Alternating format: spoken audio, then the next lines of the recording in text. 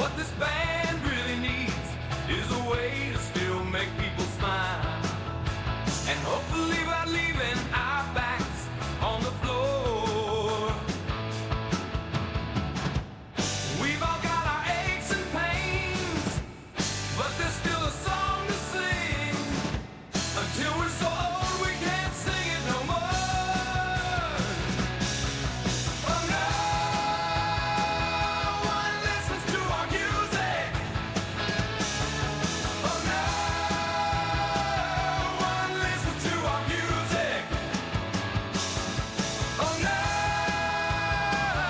one listens to our music anymore, because we're too effing old.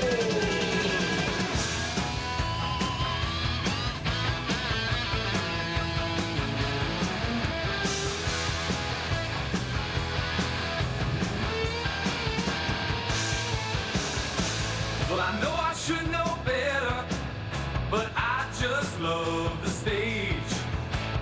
Me and the boys just take some pain pills and rock on in old age. We all look like a bunch of gray elephants when we try to sing and dance, and we're way past the age of hot young love and romance. But we can rock your blues away at every show along the way.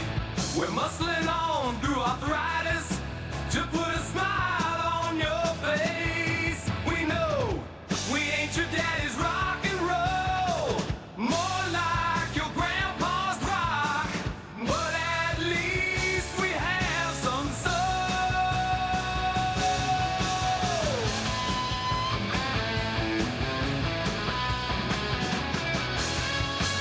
But no one listens to our music. Oh, no one listens to our music. Oh, no one listens to our music anymore, because we're too effing old.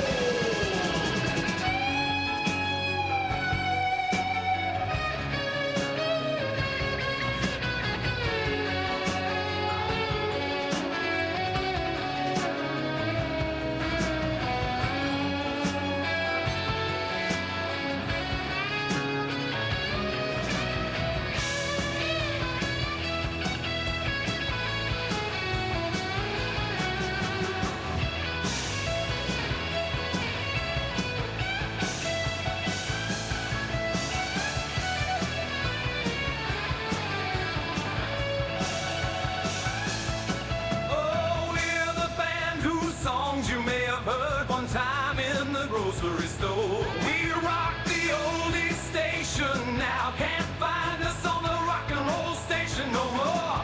We keep on playing just for the fun of it and to make all ages smile. So come on down to one of our shows and groove for a little while. Oh, no one listens to our music. Oh, no one listens to our music. Oh, no one listens to our music.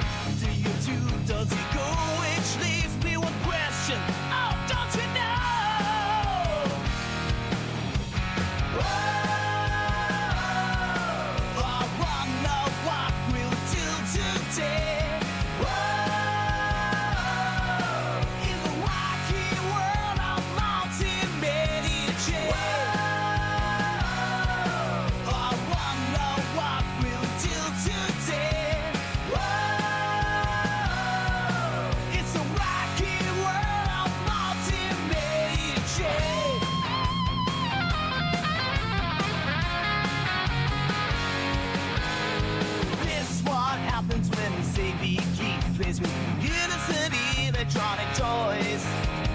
Everything is nerdy and flashy and loud, so baby, let's all make some noise.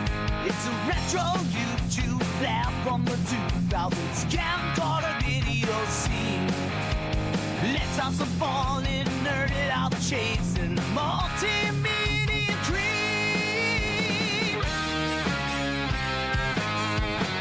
Whoa, I wonder what we'll do today. Whoa, in the wacky world of multimedia change. Whoa, I wonder what we'll do today. Whoa, it's the wacky world of multimedia change.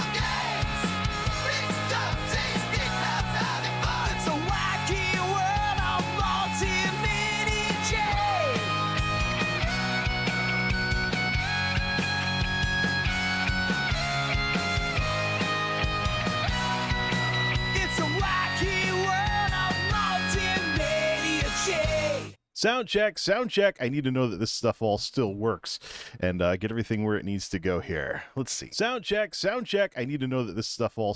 Okay, that's good. What is up, everybody? This is Jay, aka Multimedia Jay, and the stuff that I set on the Instalink is not doing what it's supposed to do. Let's try bringing it down a bit. I'm trying to set the exposure so I don't look like a purple cartoon as much. There's a bit of a weird interaction, so to speak, between the camera controllers for the Instalink and OBS. So I'm trying to sort this all out. If I look into the preview, it makes me look pink, but it's just... Well, folks, can you believe it's March already? Can you believe, will this go up another button? Yeah, might as well. I have like extra buttons on this. Don't button all your buttons. You look like you're stifling yourself. Might as well keep things neat and tidy and stuff along those lines. John says, love the song, which, yeah, that's one I actually made like last summer or so in Udio. So I no longer have a Suno subscription. Suno needs to work on a couple of things. Suno has to work on a couple of things and straighten everything out, but I no longer have a Suno subscription because I found Udio, you're better at crafting the songs yourself. Suno is great for beginners, where you want to just push a button and get an AI. Well, gee, I didn't think that was going to move the camera. No, we're going to move it this way. Over here. Stupid. Suno, well, now it's too far. Let me use my... Oh, thank you, AI. So, Suno was basically great for beginners, where you push a button and you get yourself... See, it won't do it now. Suno is great for, pushing a button and getting a song, whereas... I could probably just do this. There we go. Yeah, that resets it. Suno, of course, you just push a button and you get your song, but you don't really have any control over the creative process. But Udio, you basically make the song from scratch. So that's the sort of thing that I've really liked about all of this. And it's the sort of thing that I actually enjoy with Udio, is that you're basically working on making something the entire time that you're doing that. So anyways, what's been going on? A lot, actually.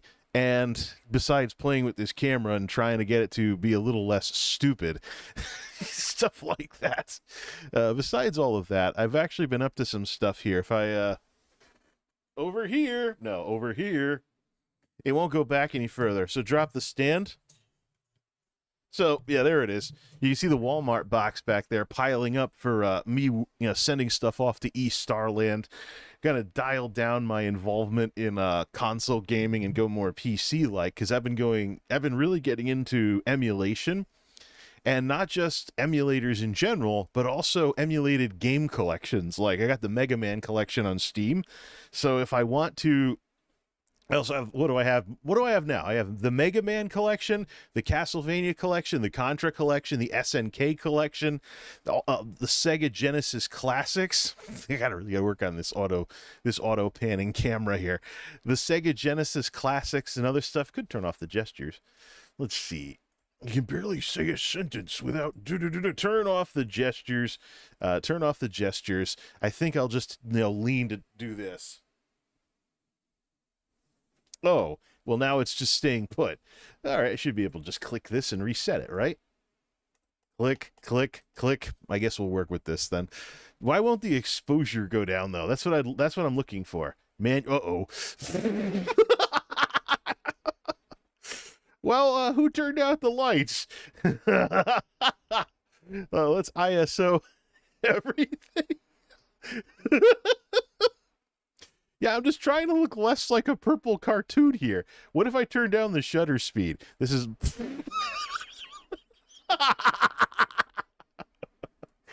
This is what all the camera nerds in the photography club when I was in high school tried to teach me, but I was more into taking pretty pictures instead of learning how cameras work.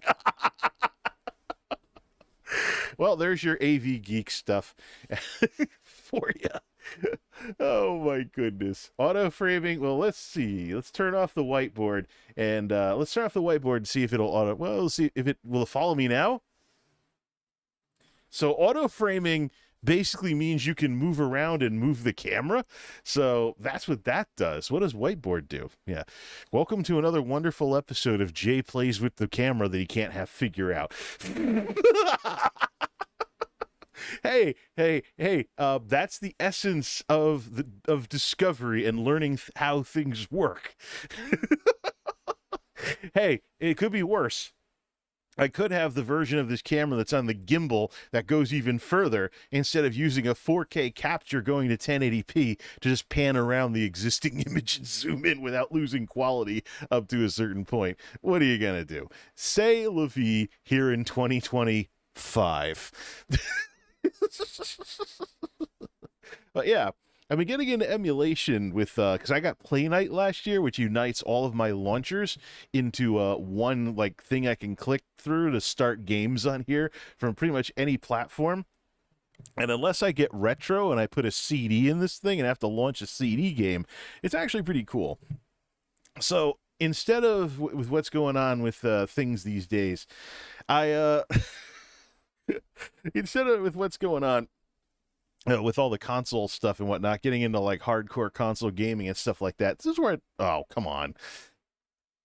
This is where I'd like to keep it, so shut off the auto framing and just leave it there. I actually wouldn't mind it moving down a little further. Can I get it to move a little further? Freeze! I guess that doesn't do it. So yeah, one of the cool things that's been going on is, I don't know if you folks have seen it, but the current owners of the IPs for Atari released the Atari 7800 Plus, which is a retro console the way it should have been all this time, with those Atari flashbacks where you can actually load cartridges. Yeah, if the thing runs off of Stella, the emulator, whoop-de-doo. But, people want newer hardware that they can play their classic games on if they have a classic game collection. Sometimes I think with the Atari, there was only RF for the output. So unless you've hard modded the board in that thing, you wouldn't really get anything better than what we had. we're talking about the 70s here for Atari 2600.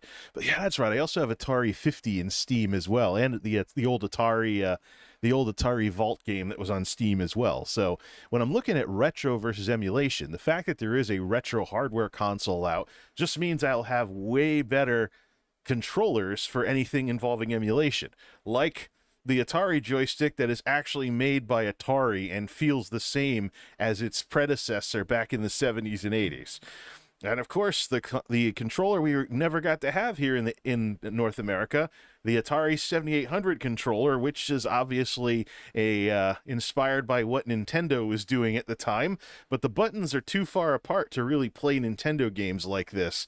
So nice. There's also a little screw-on joystick that you can put on here to have a digital thumbstick, but I found it just made me less accurate in games. But I've got this, which now that this is out. When this is out, and on the Hyperkin side, I have stuff that I have NES. What's this? The Scout. So we got stuff for NES. Where's the Super Nintendo one? Before we show the other thing I've been working on, Super Nintendo, 8BitDo's Genesis controller / Saturn controller is good for Genesis games, and then N64, we got this one. It's starting to yellow a bit now that it's a couple of years old. I think this one's the Hyperkin Admiral. This one's the Hyperkin Admiral, but it's more like one of what they called the Hori controller, where it played more like a regular controller instead of that spaceship thing that came with the N64. But I never had problems with the N64 controller. I would just only hold half of it at a time when I was that age. So, however, with the whole 8BitDo thing and stuff like that, I've decided to take the plunge, get some extra retro controllers for my old systems, so I can pick one to convert to wireless. Okay, Nintendo wants to be a PETA, pain in the ass, with those controllers for Nintendo Switch Online. I'll just make one with a Bluetooth conversion kit. Bada bing. So what I'd like to do here is Hyperkin is supposed to be some kind of premium experience with those controllers they're naming after military ranks. So I want to compare Hyperkin versus original. Hyperkin versus original. I've also been experimenting with replacement parts for my retro controllers as well, and things along those lines. But the thing I've been running into is, yeah, you can put replacement rubber in these things, but it makes your first-party controller feel like a third-party controller because things get clickier and they feel cheaper and it feels a lot less solid. Now, I realize, for one thing, I do realize that some people try to sell, those replacement rubber parts. I keep accidentally turning on one of the Hyperkin controllers and have to shut it off. There we go. I do realize that people sell those repair kits. People sell the repair kits with these things under the whole pretext that the rubber is wearing out in your controllers. I'm on the screen. Let's see, get that. Yep. So the rubber is wearing out on your controllers, they say, so buy replacement parts for it. Very rarely do I have the conductive pads actually wearing out on my old controllers, and my original Super Nintendo is from Christmas of 1994. So it could be the case that I'm not putting wear and tear on them anymore since I moved away to N64 in the late 90s. So I've been putting less wear and tear. But I guess for hardcore gamers who stuck to old consoles and ran them into the ground, they're having problems with this sort of thing. But not me, actually. This is the thing. If I want something that feels like a third-party controller, people call it mushy if you keep using the 30-year-old rubber in these things. But this isn't too bad. If I take it out and clean it, it gets better, and it's somewhere in the middle between being mushy and being clicky, which is what I'm looking for from these things anyways, because one of the things that any of us who grew up in the 80s and 90s with the original consoles will tell you is that despite the fact that plastic and rubber change over the years, particularly if they yellow, it's not like these controllers were really all that clicky in the first place. These controllers were not clicky when they were new. They were quiet. They were quiet, and they had just enough tactile stuff so you could play something. Because one of the things, I observed this with the Xbox One controller. Some of the earlier versions of it, I tried using the D-pad, and I could just hear it every single time I pushed a button.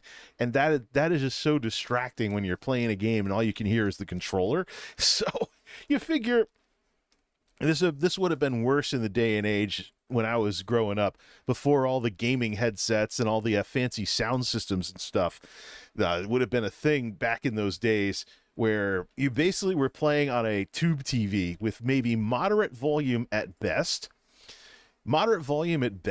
So you didn't really have much to drown. You didn't really have much where your controller would start becoming annoying if it was too loud. So when I get like the stuff off of Amazon and I swap in, I need to replace the 30-year-old rubber. It'll make the controller feel new again. It doesn't really make the controller feel new. It makes it feel like a third-party controller. These have never been clicky. They've been more like a rubber dome keyboard, and that is on purpose. That way you're not hearing every single time you push the left or right or A or B button unless you're playing in a completely quiet room. They have never been clicky. People may try to retcon to sell replacement parts for these things, but they've never been clicky. They can get mushy, in which case take the damn thing apart and clean it, clean it and stuff like that. But these controllers are from the 90s. I actually bought an East Starland replacement controller. It's a little more yellowed than this. This, out of my original Super Nintendo controllers, was the one in the best condition, both for how the buttons work as well as how little it is yellowed over the past 30 plus years. I also did the same thing with the NES controllers, which are not original. I've bought them from resellers over the years to get back into NES games, and I'm gonna convert one of them over from wired to wireless so I can have the NES equivalent of those NSO controllers that Nintendo infamously doesn't want to sell to people. I'm kind of sad that Nintendo wound up as the baby boomer of our gaming companies, being so old-fashioned and out of touch. Like, I would love to see a compilation of Mario games on PC. But Nintendo, they couldn't even keep the virtual console together from Wii U to Switch. So they have the subscription service, yeah, but it's like, if I would like to choose how to play my games. I don't need a subscription service for everything on the planet that I'm constantly turning on and off, like some of the video streaming that I have where I'm not been watching in a while, let's cancel it. It's just one click to cancel, one click to start it back up. You can get back into it anytime. But when it comes to this stuff, though, if Nintendo's not going to cooperate, I'm just going to do the next best thing. There are also conversion kits for the NES Classic and SNES Classic controllers that 8BitDo has as well. So I could theoretically, if I wanted to convert a newer Nintendo controller, I could find a used NES Classic, SNES Classic controller and then get an 8BitDo conversion kit to convert it like I did this one. But we'll just play with this a bit and we'll just compare and contrast with the so-called premium experience that Hyperkin supposedly lets you have. But I also picked up some machine screws because I'm wearing out the screws in these things, cleaning them. So I'm looking for a go-to-the-hardware store replacement without paying someone's premium for Super Nintendo screws. I mean, how brand-specific can screws get? Something you walk into a hardware store and buy out of a bin for like X amount of cents per screw. Like, it's just... So no, I looked up the dimensions. I'm probably going to convert these over to standard Phillips heads and be able to work on them with standard parts. Might even get the dimensions on whatever fancy proprietary screws they have on the console and swap those out for Phillipses or something like that. Yeah, you'll learn stuff about mechanical stuff. You eventually start getting ideas and other assorted things along those lines. But that's what's going on with that. Yeah, it's been interesting. It's been interesting doing all of this. Let's see, check some chat stuff here. Your Christmas tree's still up, says John. Well, here's the thing. You'll notice it doesn't have any ornaments. The ornaments on the Christmas tree come down after the Christmas season, and then the fiber tree just does what it's doing right now as a giant middle finger to winter for the entire rest of the winter. That's how it works around here. I mean, when I take all the ornaments off of it and it's no longer a Christmas tree, it is essentially an RGB houseplant. So that's what I use it like for the remainder of the winter. We've had a La Nina winter, but we had that month-long polar vortex that kept it cold enough for snowstorms all the time and cold snaps and stuff. And it actually, the last battery I had in my car only made it 2 years, and we barely got it swapped out for the warranty. Of course, where is it?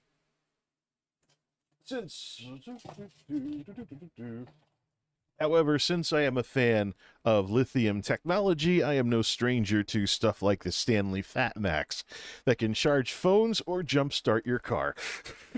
I always have at least one of these. I always have at least one of these on hand for. I always have at least one of these on hand because you never know what New England winters are going to do to your car. So, and it came in handy this time. Although I will say that the amps, it's much like, you know, if you ever dealt with PMPO versus RMX amps on speakers, this 1800 is peak cranking amps. It's not CCUs. So when the battery totally died in my car and I hooked this thing up to start it off the lithium, it turned very, very slowly, but consistently until the car got going. Maybe I should have just let it charge the battery for a bit before I tried turning the key. It said it was ready. So I did. Then it went. And everything reset to default because the battery was useless. And it started putting charge back on it. Well, that's one reason why I drive little 4-cylinders, so it's easy to get out of a situation like that and not miss work. Stuff like that. Let's see here. PC graphics cards suck. NVIDIA at least no longer cares about gamers, just AI. Well, I mean, what do you really need for graphics? That's the thing. I mean, do you want to game in 4K and then have your desktop UI require scaling in order for you to not look at something minuscule?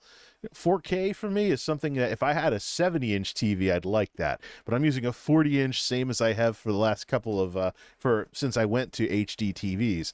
1080p TVs are like $100-something, $200-something versus whatever the OLEDs are up to these days. I would just as soon run 1080p into the ground and then use native resolution for my regular Windows stuff, like web browsing and stuff along those lines. 4K is something I'd want a nice, huge display, and it would fill in all the detail on my pseudo video wall that I could just lean back and just watch from a distance or something. But I've already looked into the science on when you notice the difference between 720 and 1080 and stuff like that. And there is a lot of marketing there. Remember, with the television industry, they're very, very defensive because if you get a good TV, it lasts for decades, and you really don't have to worry about getting a new one, which is the worst nightmare of the TV companies. So they have latched on to every single marketing gimmick they possibly could after everybody bought their HD TVs. Originally 720p, it's better than your tube TV. 1080p, that's full HD, even though it was one screen size bigger. 3D TV, yeah, remember that? You know, we have VR headsets now if you want to watch 3D and stuff like that, see things in 3D. You don't need to watch your TV that way. Maybe someone can make like VR movies or something. But yeah, so 3D TV, woo! That came and went. Now we have 4K. And of course, you have display technologies, which are a selling point. But unless you're going to go to OLED and get you might as well just, it's just one of those things. Really invest in your television, or really don't, because the baseline keeps getting bigger and bigger. So if you actually want to have, or better and better, I should say. So if you want to have money left over after buying a TV, or not have to be afraid of a lightning strike because your TV isn't going to be that expensive to replace, then yeah. So I bought a Samsung from 2019. Although it is an LCD, it has the limitations of regular LCDs. I might look into OLED, but I actually have to change my setup to accommodate a larger screen. because OLEDs start at 43 inches and my setup was made for 37 to 40 inches. So I have to redo stuff in order to get it to fit. Yeah. Well, glad you folks tuned into this chat stream. We got some folks tuning in and stuff along those lines.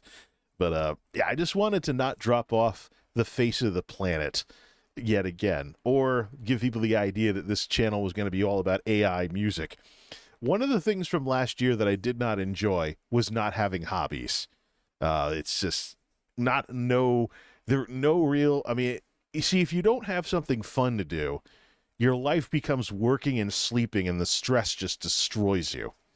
But last year, we of course had constant problems with the place where I'm at, with people constantly coming and going, who just, they either had no initiative, no sense of urgency, or they didn't follow directions, or some combination of the three. Things that make your work ethic horrible and useless. Ree says hi as well, so I'm saying hi right back. But this is the thing with all of this, though. I really don't care what people are saying in like the anti-work subreddits and stuff. Yeah, you got to be able to go to sleep at night with a clear conscience and not feel like you were a total jackass just to make ends meet. So if you get that, you're shooting par. You know, people are like, oh, you got a computer background, but you're working in a warehouse. The warehouses out here in these woods are the biggest thing going. And we had one close, so we're losing some of our largest, best-paying employers around here that offer the steadiest jobs for people with actual work ethics that don't mind good old-fashioned hard work. That's the first sign of the economy slowing down around here, as far as I'm concerned. There's this talk about small business. You know, small business is like an idol of so many politicians because small businesses create the most jobs. The part two of that story is that small businesses create all those jobs because small business includes startups, which may or may not stick around or may not get sold off to somebody when the business gets big enough for the founders to cash out and go do something else. So yeah, small businesses create more jobs, but they're less stable, lower paying, and have worse benefits. Because the larger your company gets, the more negotiating oomph they have at the table. The Affordable Care Act taught me that lesson because I was involved in large businesses. My dad was involved in small businesses. And he was rip-roaring at the time about the cost of insurance versus what was on the Connecticut marketplace. And I saw the numbers he was throwing around, and I was like, his business got screwed hardcore. So that's one of the things. Look, big business is often made into the boogeyman, or there's corporate nonsense that makes them act like a giant machine instead of actual human beings. And you're going to get your corporate muppets and your kiss asses that brown nose their way to the top. But the thing is, statistically, when you look at the hard numbers, larger businesses offer higher paying jobs that are steadier and longer lasting with better benefits because they have more money and negotiating oomph than their small business counterparts. That's the dirty little secret that people don't tell you. I could get back into IT very, very easily. It would be getting back at the entry level because I've been out of it for a while. That would pay me the same, last I checked, that would pay me the same amount of money as a dumb warehouse job putting things in totes and sending them down the belt all day. Yeah, it would be a pay cut and a substantial one for me to go back simply because of the difference. The warehouses out here have been disrupting stuff for decades. Like, you put up with as long as you can because you can often stay way ahead of the other mundane jobs, but you can stay ahead of some specialized jobs too if you're involved in a company that's way bigger than everything else around here. So that's the wild card. If I get back into technology professionally out in these woods, then my pay goes down substantially. My benefits also get exponentially worse. So that'll cost more as well. So what's the point? It's a double loss. Now, if I go out to more built up areas where there's better tech companies, my cost of living shoots through the roof. You know, I remember the story when I was a hotshot recent graduate, and myself and my fellow hotshot recent college graduates, we're going to go make all the money and rock the world. This is the 2000s, before the Great Recession, by the way. One person from my alma mater became a poster child for not going overboard with that stuff. She had to live in a rough neighborhood because she couldn't afford the rents. The salary that she was making was a big college grad middle class salary. It was really nice on paper, but the cost of living was so exponentially higher, she was living in a crime-ridden neighborhood with bars on her windows while making her middle class salary. What a position to wind up in with a 4-year degree that you burned out your eyes to get because your school didn't suck. You know, there's two sides to every story and two sides to everything that people try to sell you. I had some IT colleagues. They graduated with tech credentials, went to work in the major cities. It took 3 of them being roommates with each other, renting a corporate suite to have the kind of wonderful middle-class life they fantasized about after college. Then one of them left. They couldn't afford the corporate suite anymore. At the end of their lease, one of them wound up in a dumpy mill apartment that cost too much for what it was. It was a converted mill, so it might have contained things like lead paint and other stuff too if it wasn't properly abated. But it was, bottom line, it was a massive, massive downgrade in housing. And he was still trying to brag about it on Facebook, the brand new Facebook at the time, back when it was something brand new for college grads. He was trying to brag about how he hadn't lost big by having a massive downgrade from a high-end corporate suite to some mill apartment somewhere. It's just like... And I'm out here, you know, in some small house apartment, you know, way less per month, trying to get ahead of the wage curve around here in an economy that was tuned for people busting their ass for like 20-something thou a year. And what are you going to do? It's like, my dad was very helpful in getting me past the butterflies of being out on my own. He was helpful. You know, he had a car that he was going to replace. I just had that as, you know, my car out of college, ran it till it rusted apart. And, he helped me with some other stuff too, and he's been a very, very honorable guy. Now, recently, unfortunately, he turned 70, and I think he's doing that thing where older folks try to burn bridges so people don't miss them after they pass away. At this point, I'm on my own. He isn't even the same person to me anymore, but that's another discussion entirely, and it'll just destroy the mood of this if we really got into details on that there. Suffice to say, I got a point to prove to him about my ability to take care of myself in response to the stuff that he's done, which might affect his channel, by the way. I've been thinking a lot about what's going on here. If I want more money to make a bunch of money to save for a big expense, or to, you know, have some more fun money, like we've seen over the past 10 years with this social media stuff, YouTubing and being an influencer of any kind is not the way to do it. YouTube has struggled, and they continue to struggle, and their competitors struggle more. If you follow me on X, formerly Twitter, if you follow me over on X, you'll know that I've been screenshotting some laughable emails that Facebook has been sending to their content creators, as well as Twitch. They're limiting storage. Twitch is limiting storage on more types of stuff. Facebook is limiting storage retention on Facebook Live because of their systems, people not watching streams and stream replays. Facebook has had organizational problems with content creation for years, but Facebook is limiting. They're a bigger social media platform than YouTube, but they are limiting their competing features with YouTube now. If you do Facebook Lives, you're going to see a thing. YouTube struggled. They've also quietly changed stuff with the right to monetize, reclassifying the ad revenue you get from your YouTubing as royalties. So they evade now the minimum threshold for a small business before you have to declare it on your taxes. So I was under the threshold despite years and years of being monetized. My best year was like 2016, 2017 before the whole what's-her-face era of the former CEO, Susan Wojcicki, really started to eat into what made this platform fun in the 2010s.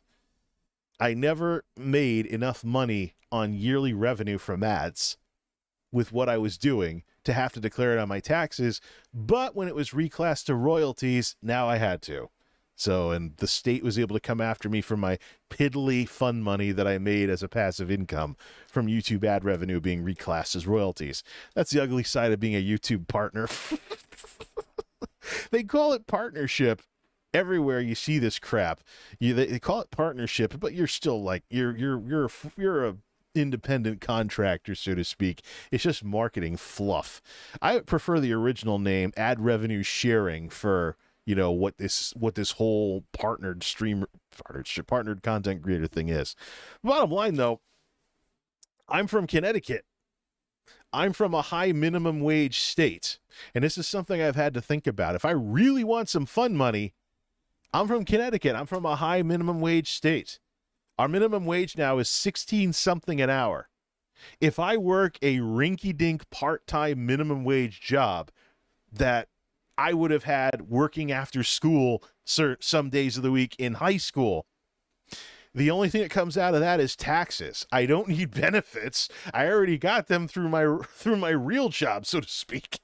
I don't know how flexible the hours are, but if I could get some kind of setup where I do like part-time afternoon, evening or something like that at like Walmart or something, like, and they get an actual grown-up with a work ethic instead of some teenager that, calls off to take his girlfriend out somewhere or whatever.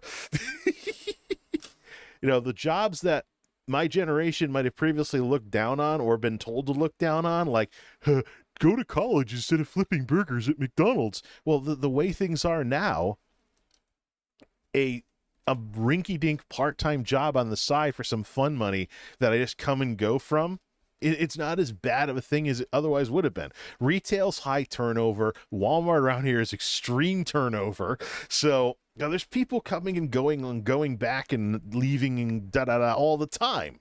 Just give proper notice or whatever. A stupid minimum wage job, as I might have been told to call it back when I was growing up, represents pretty decent amount of stuff. And that's the threshold that the social medias of the world need to cross in order to be more worth it for influencers.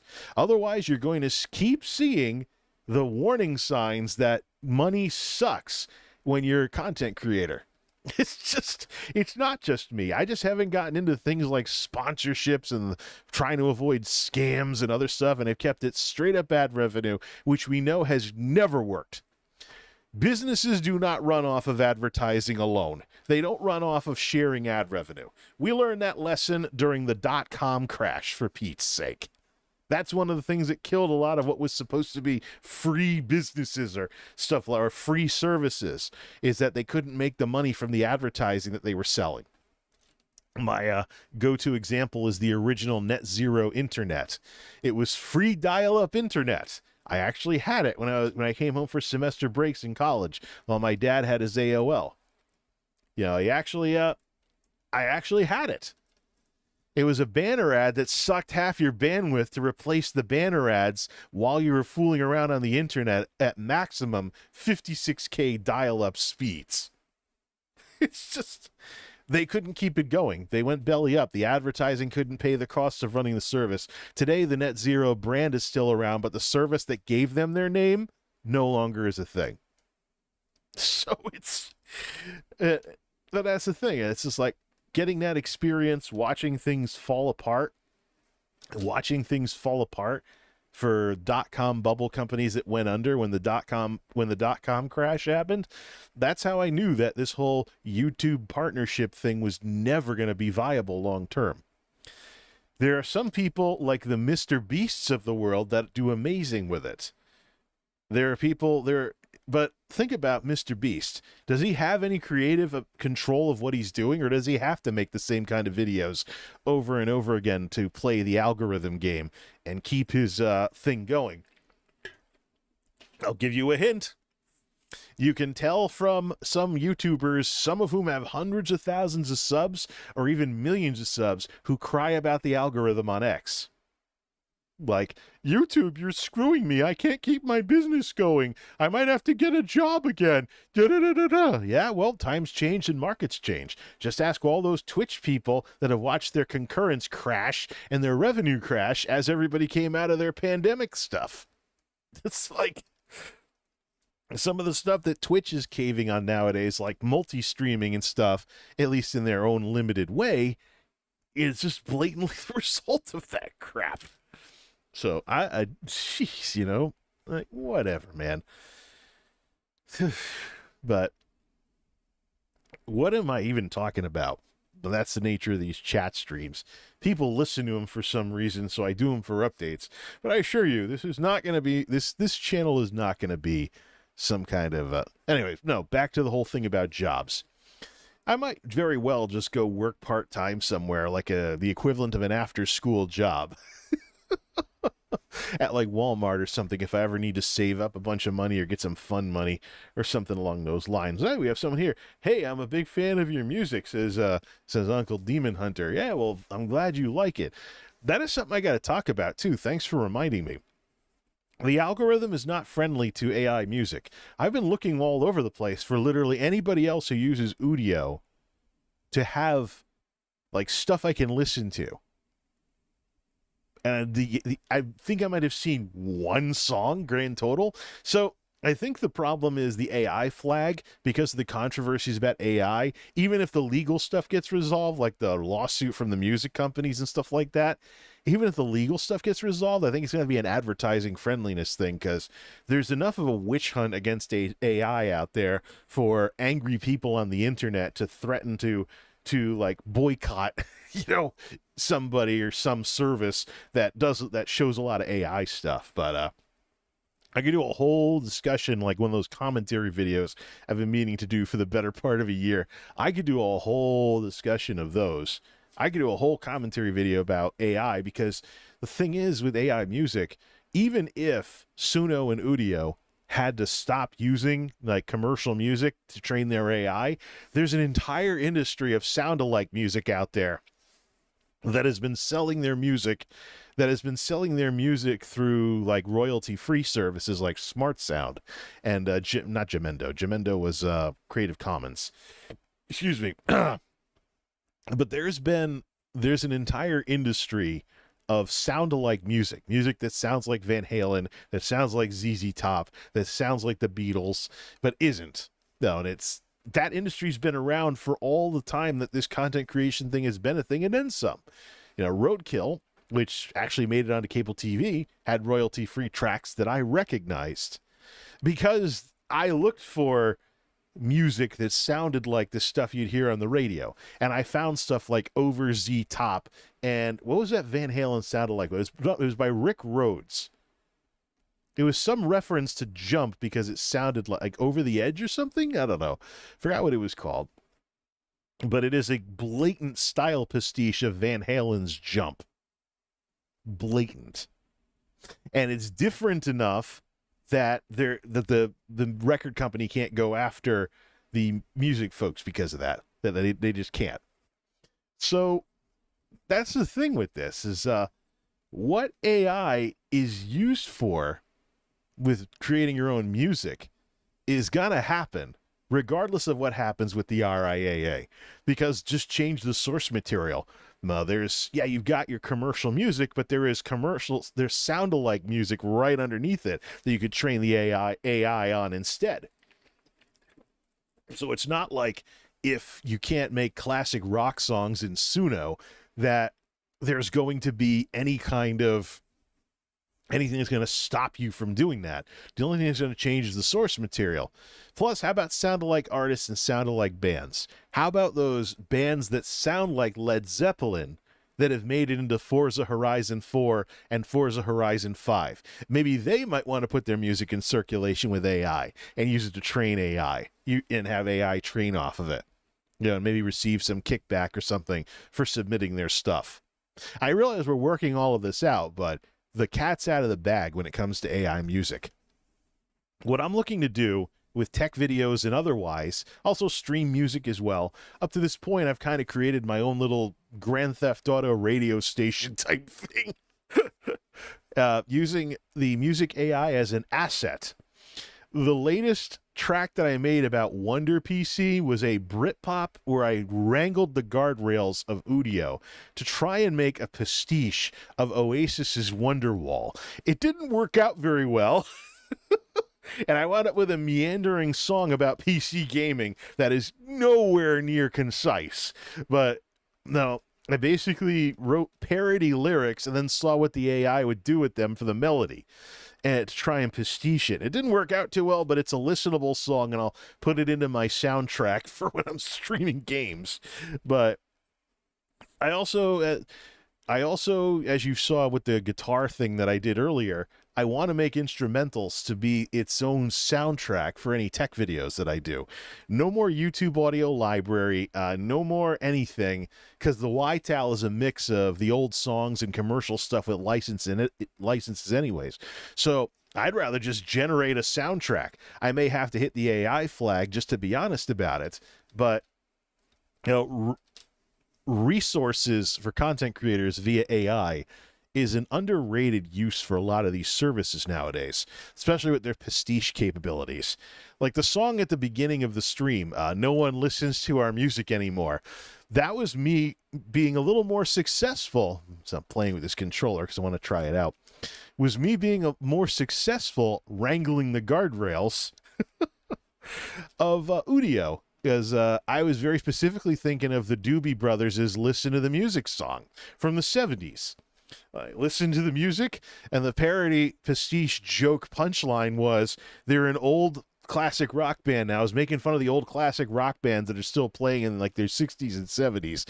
And like, I wonder if they're ever self-aware and they joke about how nobody listens to their music anymore because of how old they are.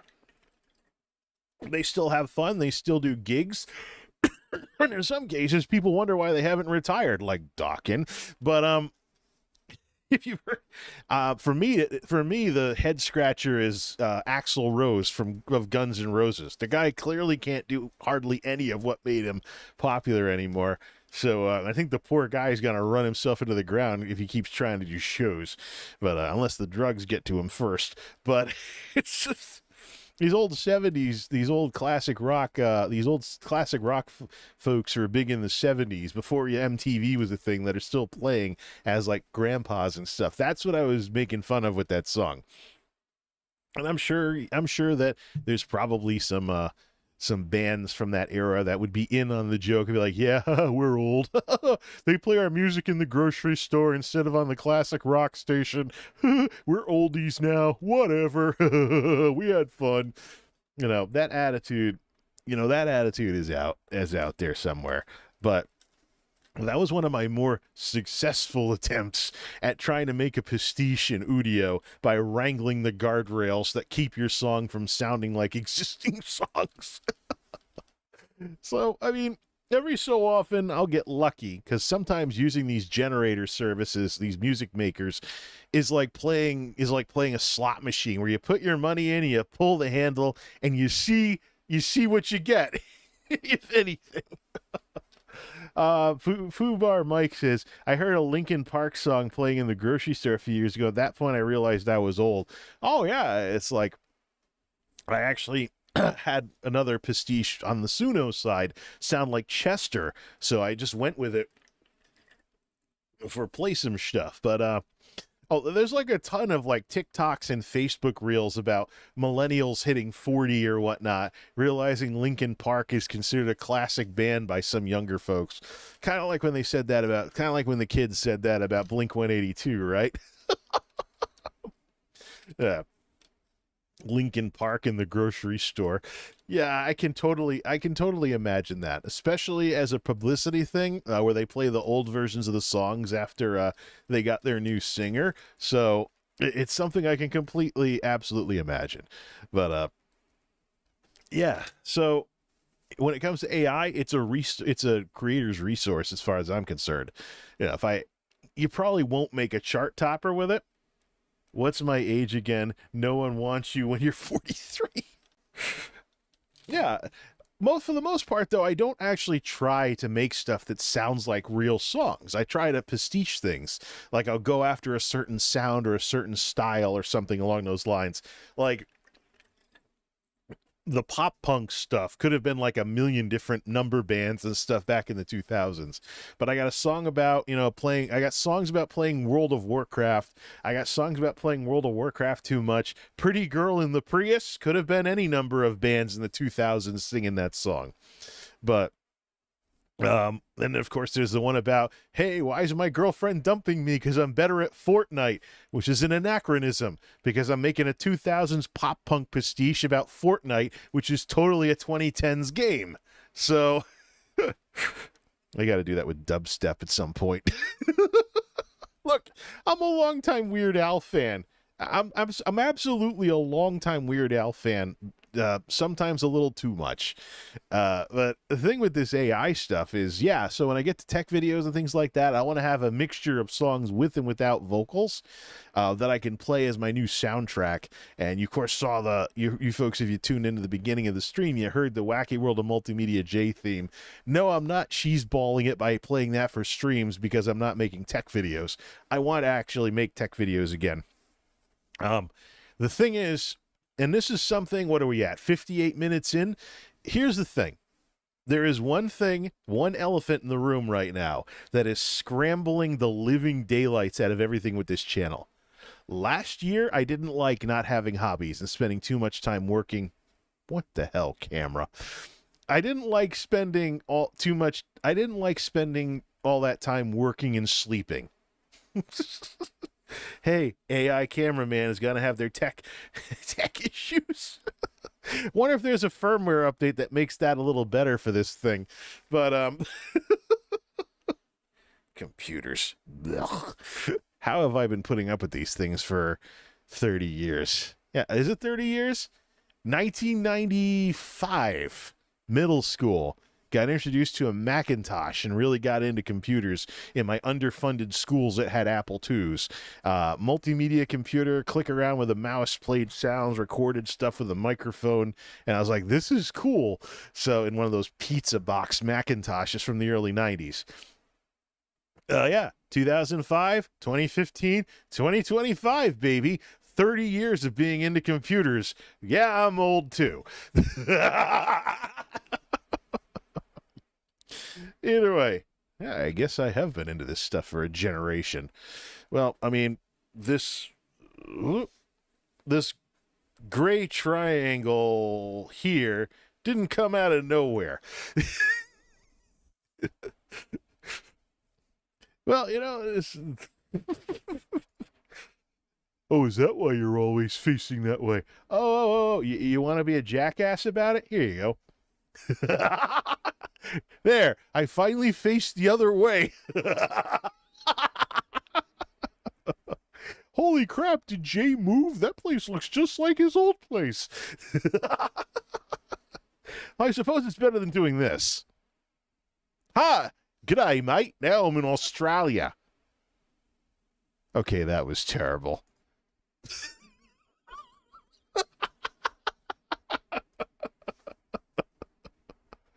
The bad jokes write themselves sometimes with these kinds of things. Okay. This, ladies and gentlemen, is cheapo, sugarless, like the stuff you get at Walmart for like $1 if you mix it with water. There's no alcohol in it. If I drank, it wouldn't be good for my blood pressure or my health at my age. But if my sense of humor is this out in left field when I'm sober, I probably shouldn't be touching any hard drinks ever.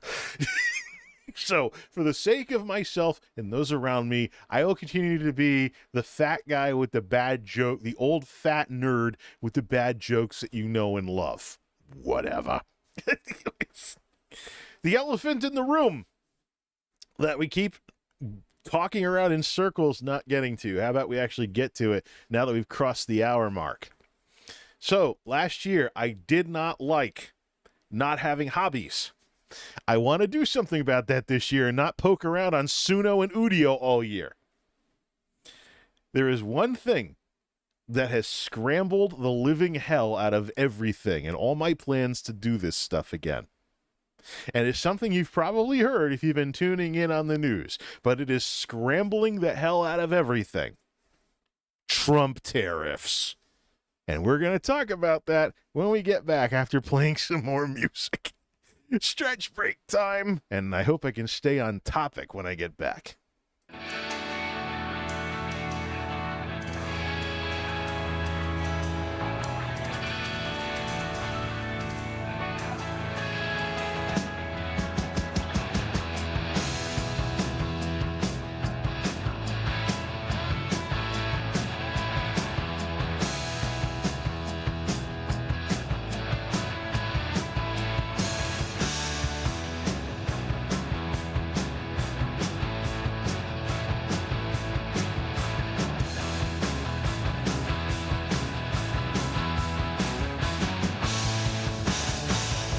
We would feel ourselves growing old day by day. People say we should hang up our guitars. They call us the rockin' grandpas, and we let the music play. But we'll gladly be geriatric rock stars.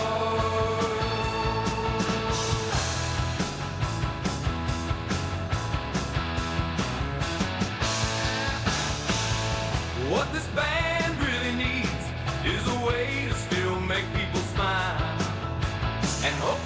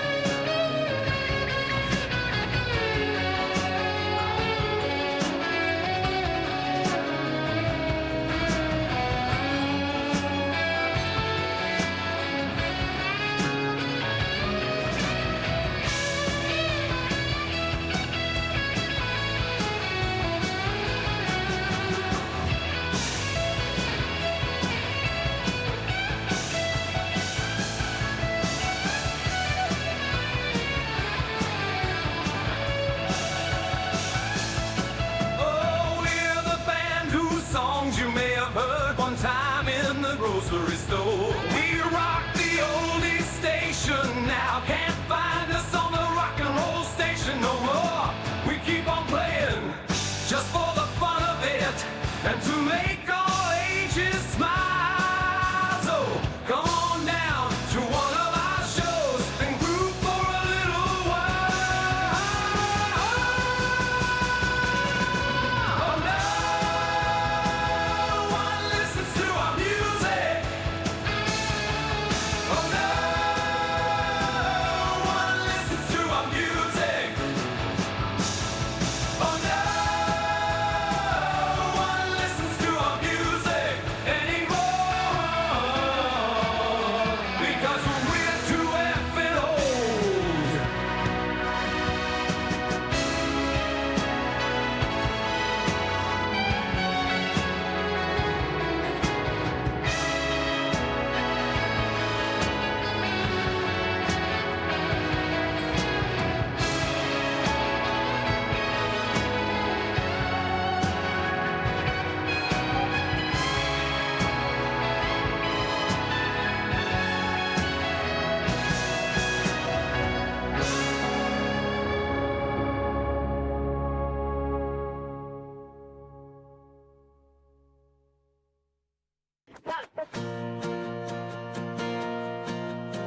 Baby, please, and we can change. You cry, but my mind's made up. It's the final goodbye.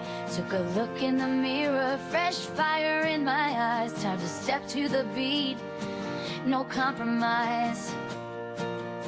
And if you think I'll falter, just save your breath, 'cause I'm moving on, won't be shadowed by your death.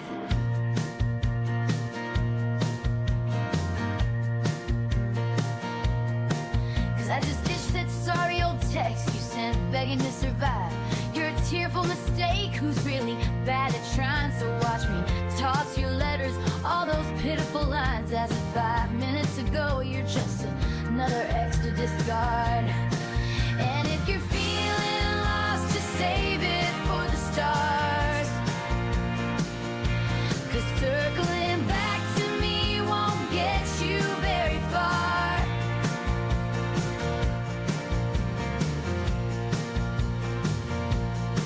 Now the girls are huddled up, spilling truth in my ear, saying, girl, don't look back, the future's bright and clear.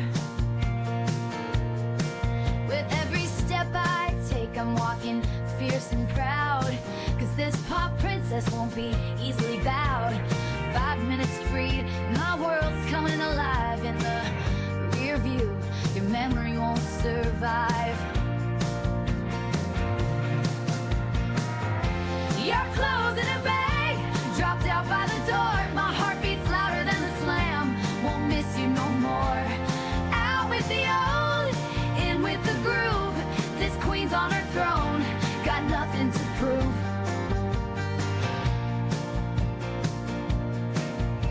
Rewriting my story, ain't no edit or revise. Just a brand new chapter, no more tears, no more lies.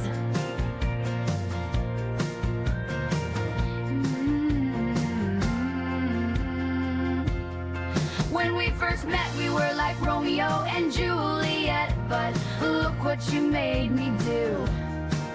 I had to shake you off like some anti-hero. Then minutes later, write a song about you.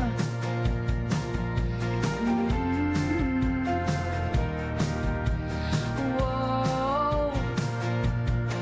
Hey!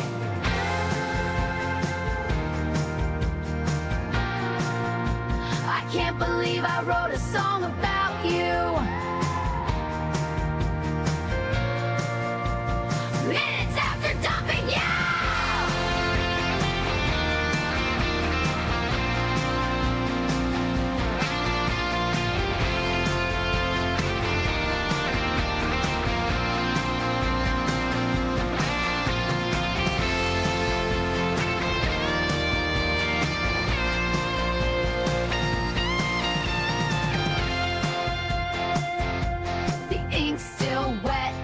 Tunes in the making, this track's on fire, no faking, no aching. Who knew freedom random symphonies, the best sound got the bass beating, breaking new ground. 5 minutes post you and I'm hitting new highs. Songs pouring out like stars across the skies.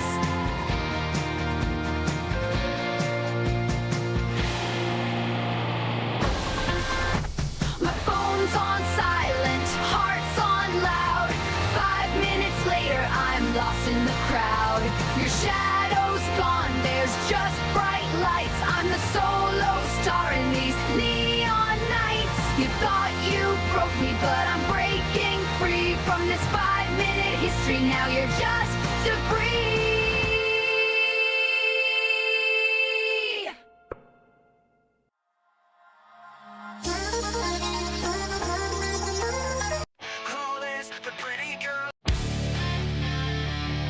I've been driving my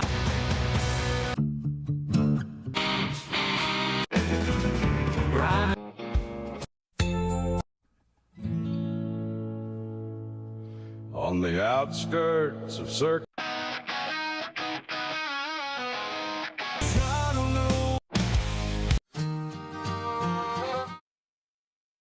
Darn it! I just can't find a good song to finish that off with. Oh man, oh man, oh man. Yeah. All right, manual override. I don't want the Taylor Swift pastiche to be the end of that.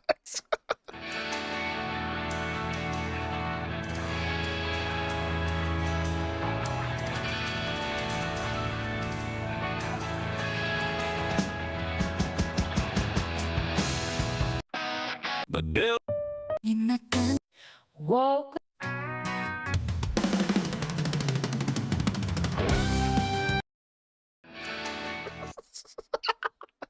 Oh man, I just blew away the playlist.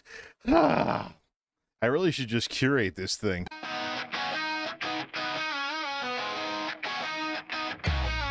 Loudly spitting out the tunes, digital echoes and darkened rooms. Can't feel the soul, can't feel the pain. Multimedia J, is this just in vain?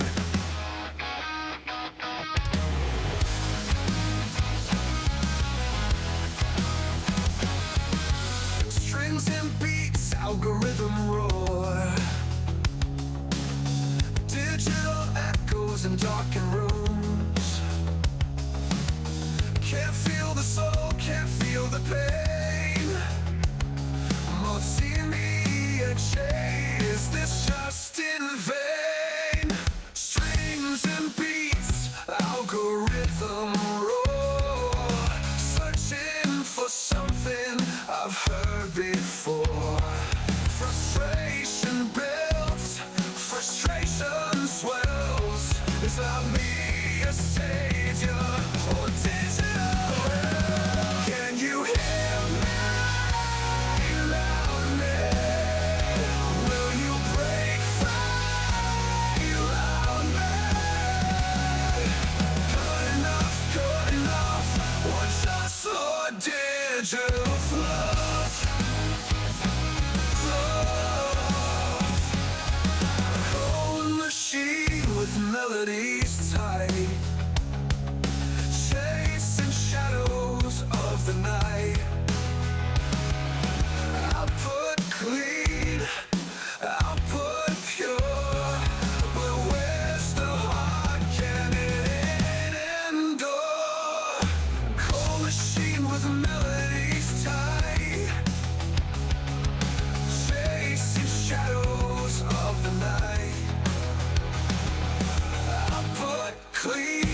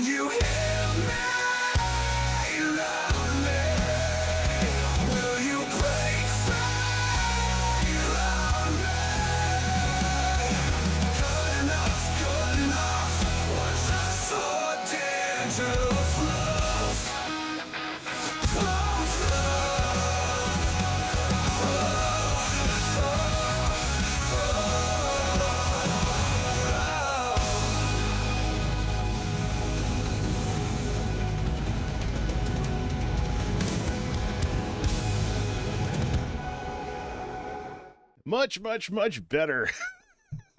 That's my one and only Loud Me song. Loud Me's supposed to be a royalty-free music generator for AI music generator, but unfortunately, I had that one song turn out nice, and I haven't been able to have any luck with it ever since.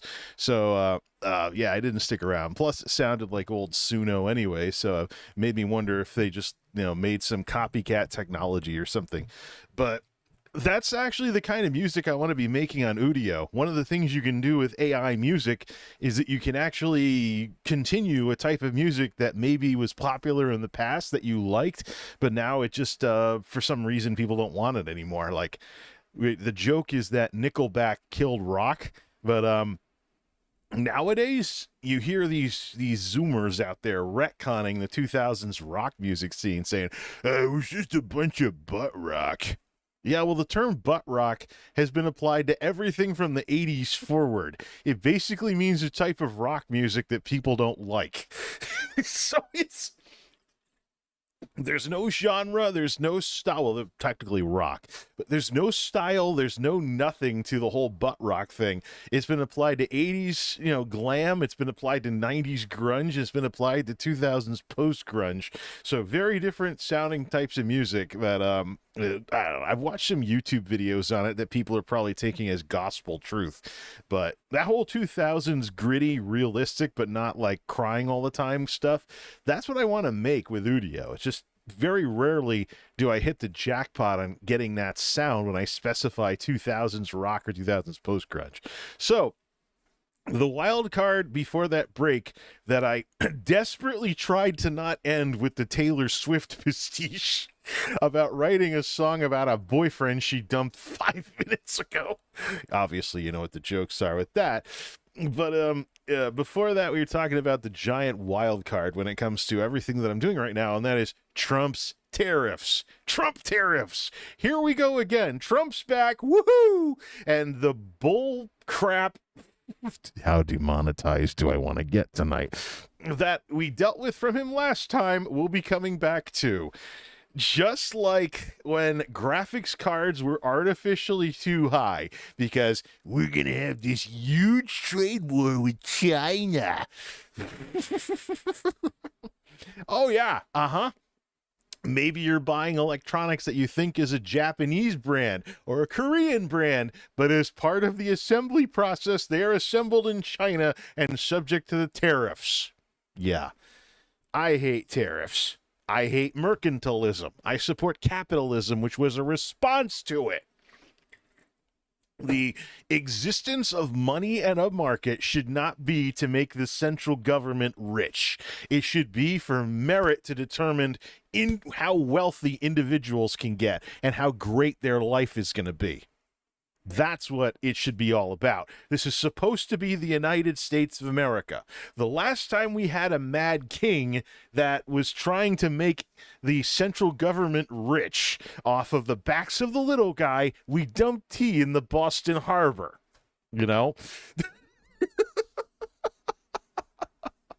So, yeah. Everything as a result of Trump being a total blowhard who thinks he knows more than he actually does, just like the last time. Everything about that is coming back to haunt us again. With that, the specter of tariffs on computer parts and electronics, which I'm sure that people who like what I do are also spooked about and probably going on shopping sprees before any potential tariffs jack prices artificially. In the name of, they're ripping us off. Let's fix our trade deficit. That's the government take on it. But it's not the consumer take on it. The invisible hand of the market is unstoppable. People will find ways to get what they want. That's the way it is. There is no more brutal, evil, nasty boss that you will ever have in American capitalism than the American consumer. The American consumer does not care that you used sweatshop labor to make cheap shirts. They just want the cheap shirts. All semblance of morality and a conscience go out the door again and again and again and again and again in the market.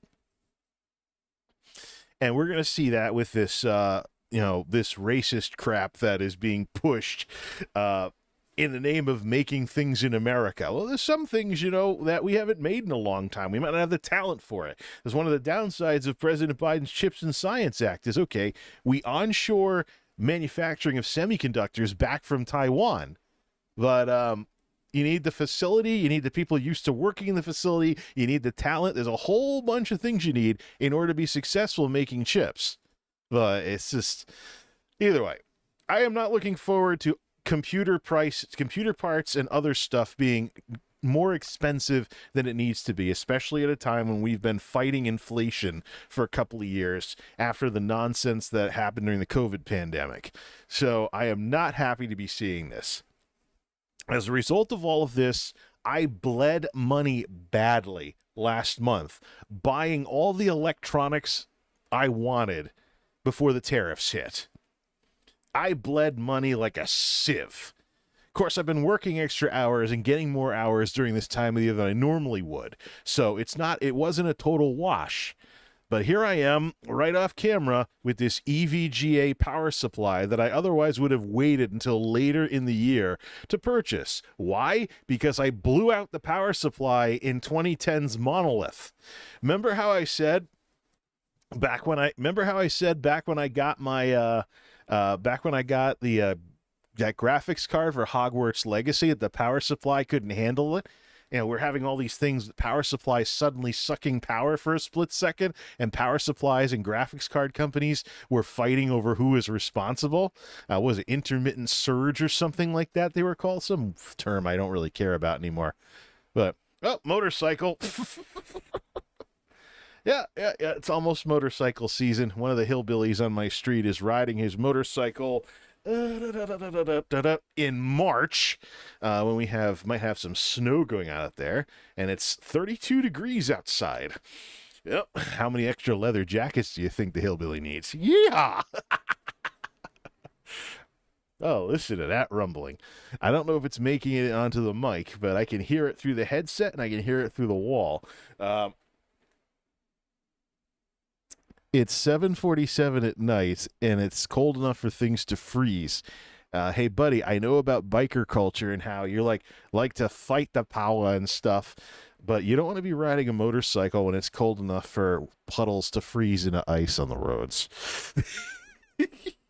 I'm thinking of that South Park episode about Harley riders. No, because I binge watched South Park for most of the month of December, trying to finally catch up on that stuff. When I got Max service and stuff. That's one of the reasons why I haven't been around. Anyways, so I got an EVGA power supply. Remember when I kept having the computer start all by itself? Well, the power supply finished blowing out. 2010's monolith with the Skylake now no longer starts, and it's a power supply problem. So let's put something more modern in there and recycle the old one. So yes, I have tech video material that I want to do something with, but in true MultimediaJ on YouTube fashion, going all the way back to 2006, I have these big plans, and then these big plans turn into big procrastination. I have the big plans that turn into big procrastination. And because I want to have some big thing before things start. In this case, I want to make an intro for the new season of the Wacky World of MultimediaJ, which is going to be a parody of Project 2025. Since we're making fun of all this Trump stuff, it's going to be Project Multimedia 25. However little sense that makes, because it's probably going to go beyond 2025. But yeah. That's going to be the name of the season, Project Multimedia 25. Makes zero sense whatsoever, but for whatever over-the-shoulder stuff I want to do, we're going to do that. I've been getting the house in order. I've been decluttering the house and getting it in order because I'm actually doing constructive stuff on the weekends again now that I'm not as burnt out as I was last year after all the stuff that happened. But everything is scrambled because of the whole tariffs thing. Not only am I what the? Well, yeah, it helps if I keep the thing on the screen. I minimized all windows by mistake. But anyways, so this looks stupid. It looks like I'm clutching the power supply for dear life. So here's the thing. No, this way. Come on, AI. You can do it. Woo! No, you piece of crap. Oh, thank you. That dumb AI cameras. So here's the thing. Here's the thing. Not only am I scrambled because of that, but work is scrambled. This is supposed to be the dead season. We should be VTOing all over the place, and I should have a ton of work-life balance. But instead, we're getting like 1 hour. Which is cool. Still get hours during a time of the year we usually don't get any. But that's thrown everything. Come on, camera. I gotta learn how this works a little better and program it to stay still. This AI cameraman thing is like a kid that won't sit still. That's just too hyper. And it's from a camera that doesn't even have a gimbal. That's why I got the one that didn't have the gimbal. I didn't want it going nuts and swinging all over the place. But even with just panning and a 4K sensor to 1080p, it's still doing it. Oh, you piece of crap. Anyways, everything is scrambled right now because not only am I completely scrambled with purchasing things, because now I'm done. There's nothing else for me to buy except if I have to fix something or something like that. I'm gonna get taxes. They might be slow because of the crap happening in Washington, but we'll just cover a lot of this, and then that's it. What am I gonna buy other than like work clothes or something? Something banal, stuff like that. After this, like I'm already pinching pennies and starting to close the door. What's that the term I'm looking for? Yeah, well, I'm already doing the belt tightening for what I'm going to do to drive costs down for the remainder of the year. I've gone and I've done the shopping I'm going to do, and stuff like check engine light intensifies. There's no engine here. It's just this camera that I've been fiddling with is AI. It has an AI in it that's a limited AI that's supposed to serve as an AI cameraman. It's not like something that's going to do singularity and then act like R2-D2 or anything. It's just limited AI that's trying to learn what I look like as a person and then move the camera accordingly. And might take some firmware updates to really get it where it needs to be. But everything's scrambled right now. The dead season's not as dead as it normally is. Now, next question. If consumers are nervous about spending money and there's less than they're nervous about tariffs and they're buying stuff now because of tariffs taking place later, when is the crash? When is the crash? Because we're just doing our sales earlier instead of doing more sales because people are going to be watching their money in a couple of months. So right now, I know Walmart is doing this and I know Amazon is doing this, so I can't imagine us little guys are probably doing this too. But right now, with tariffs and the threat of tariffs on the horizon, everybody that sells stuff in America with a distribution network and a supply chain or whatever is stuffing every last corner of warehouse space with product to sell off after the tariffs hit. Now, to get everything through the ports, and I think it's going to be for like one or two things. I think it's going to be like one or two things. Either they're going to hold off on increasing prices as much as possible in order to get people to buy stuff, or they're going to raise the prices. Oh, well, it's the tariffs, but they're actually making more money because they bought the stuff before the tariffs drove up the cost of goods sold. So, yeah, thank you. I didn't want the camera to stay up there the whole time. What is this? Check engine light intensifies, says Mike. I mean, when everything starts going well financially, it's always the car that blows up. Yeah. Anyways, is that about, are you watching in DVR mode about the stuff I said about the car? Because I actually also have the classic New England problem of rust that I got to figure out. Of course, I drive old beater mobiles that cost a couple grand tops anyways. I'm already watching for what I want to get next. Probably this summer, there'll be some more competition in the used car market around here. So we'll have more inventory that they're trying to sell off, and we'll see. There's some more competition moving into these woods. So I'm looking to get to the summer with a rust bucket that I have and then trade it in for something or whatever. I don't think I'll be able to get anything for it because I buy old beater mobiles and run them into the ground. It just needs to move and get me back and forth to work. It doesn't have to be anything fancy. I am the antithesis of what car companies have been trying to sell for the past 5 years.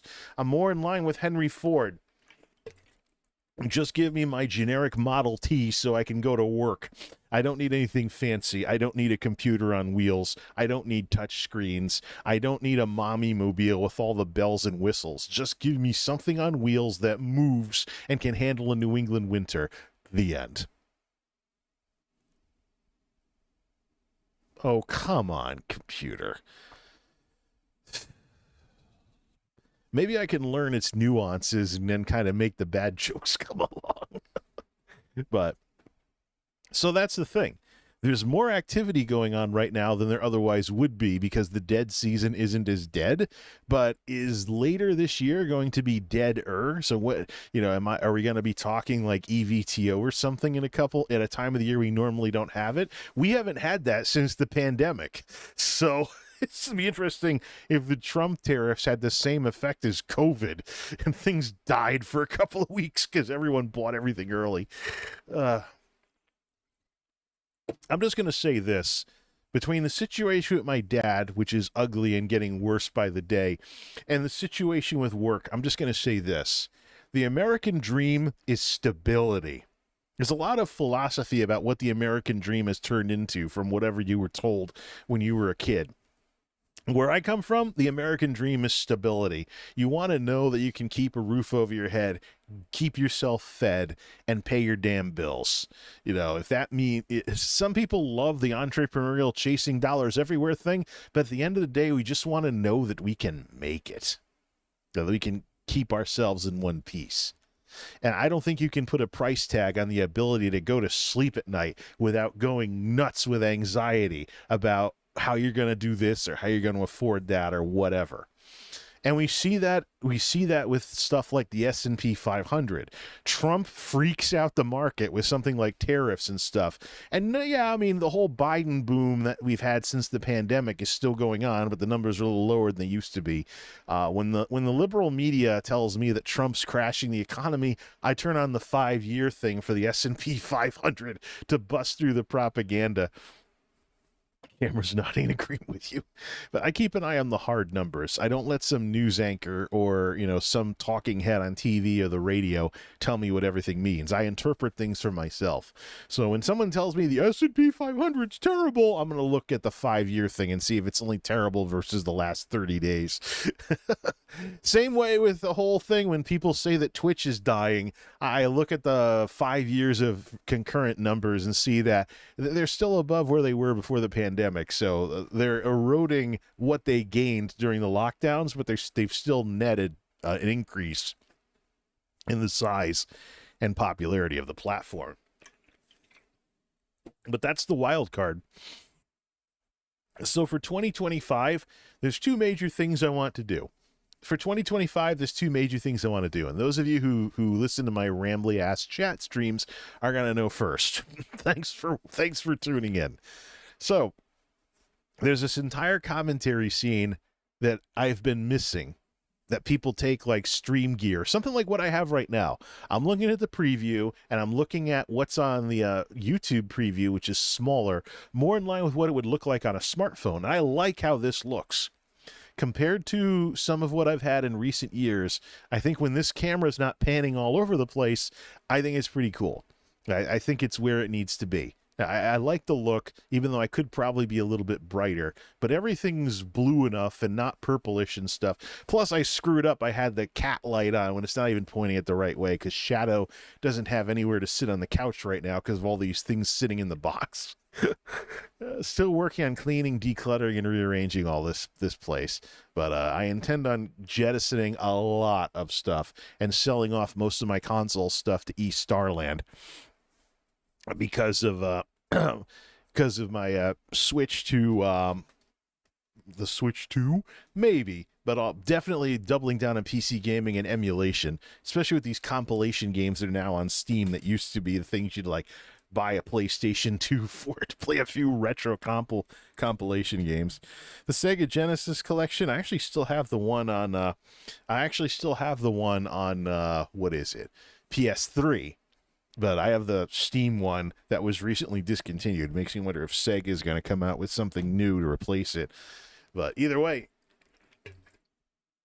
we're back to square one talking about Play Night and how I basically have this thing set up as something similar to a console. I just click something down in the corner on my main logon. I can pick between all the platforms and all the games, between emulation and, compilation games and PC games. It's fun, actually. Especially the Atari 7800 stuff. I mean, I'd like to get an Atari 7800 Plus, but then I'd be collecting some of my old games again. But the Atari 7800 only had like 50-something games. Of course, the folks who run Atari are actually making newer games for their retro system now. So for the people that like the Atari style of really simple games that look like they came straight out of the 70s, you have stuff to play. But I just like that this controller is finally something standard and supported, because I had the original 7800 joysticks. Those things would hurt your knuckles. So let me just explain it the best I can. The Atari VCS 2600 joystick is rubbery. It has rubber-coated plastic. As a kid, I would have probably done this, even though I'm left-handed. Or you can just do this or something like that. Or nowadays, you just turn it and just do it. Well, no, you can't, because it would screw up the controls. But this is rubber. It's stiff. It's digital. It's not analog. That was the 5200's a mistake. And it has a button you press to, fire the gun or whatever. The 7800 version of this joystick was stiff plastic, hard plastic. And if you're playing a game like Pole Position 2, you would have had to, in order to not accidentally shift from high gear to low gear, you would have had to keep the stick going forward. Now it's trying to pair. And so if you're doing this, because you just got to play the game like this, it's going to hurt your knuckles on your thumb at some point. It's trying to pair up. The Ataris are 2.4.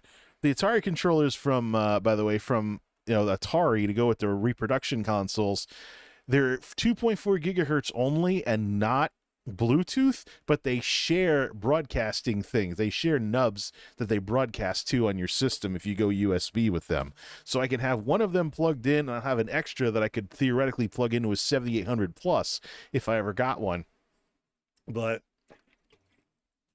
I have an extra receiver because the two types of Atari joysticks actually take the same thing when you use them over 2.4 gigahertz. But it's been fun playing, Pole Position 2 at this thing again.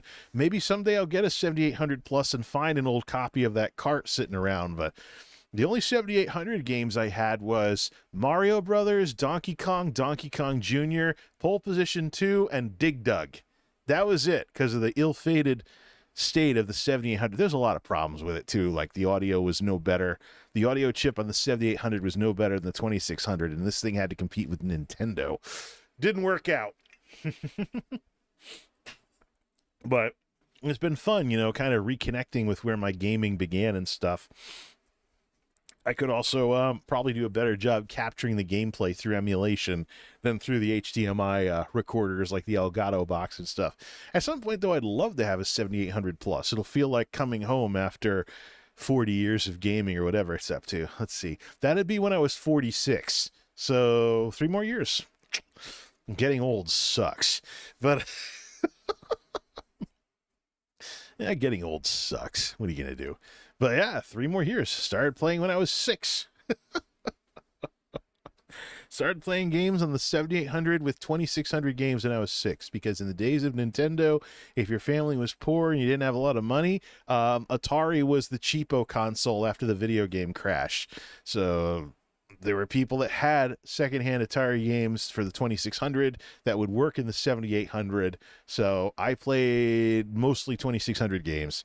I liked Berserk, Ms. Pac-Man, Asteroids, Combat, even though nobody ever wanted to play it with me. I just roll the tank around and shoot the other tank that was sitting there. Stuff.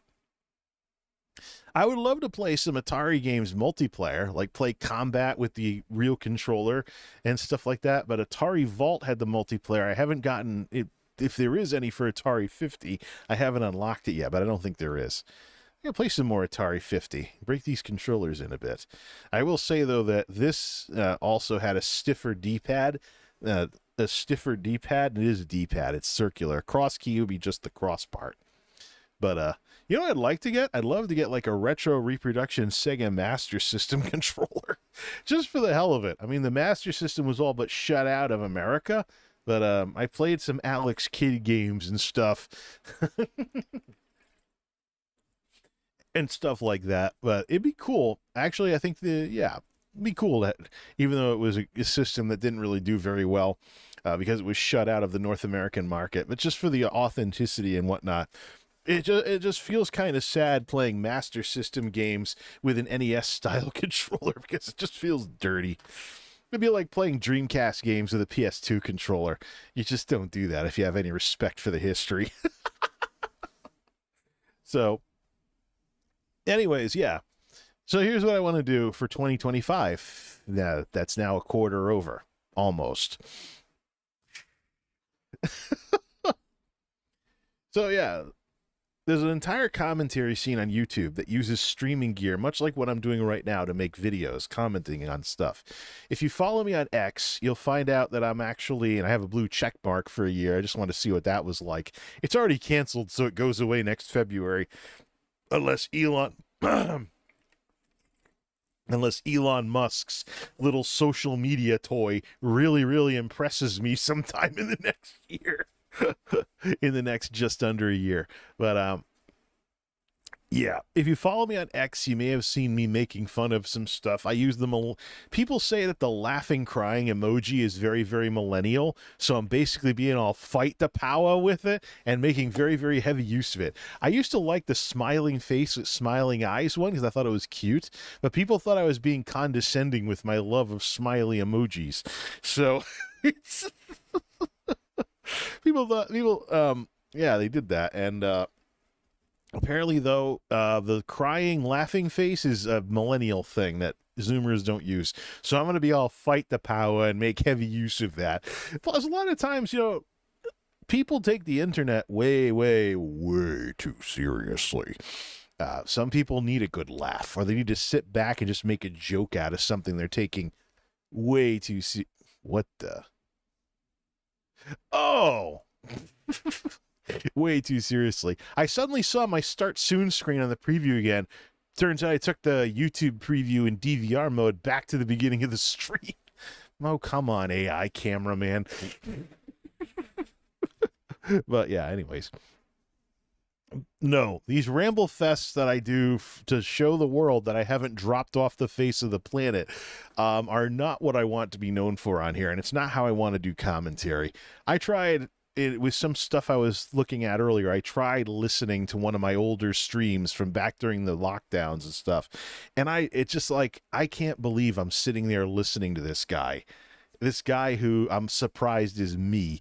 You'd think that with my AV background, I'd be better at this kind of stuff. But when you're just winging it like this, chatting with people, and your chat's not all that fast, you don't really have much going on. You don't really have much options there. But you can get it right with an actual real video. And, there's computer people that make videos with streaming gear.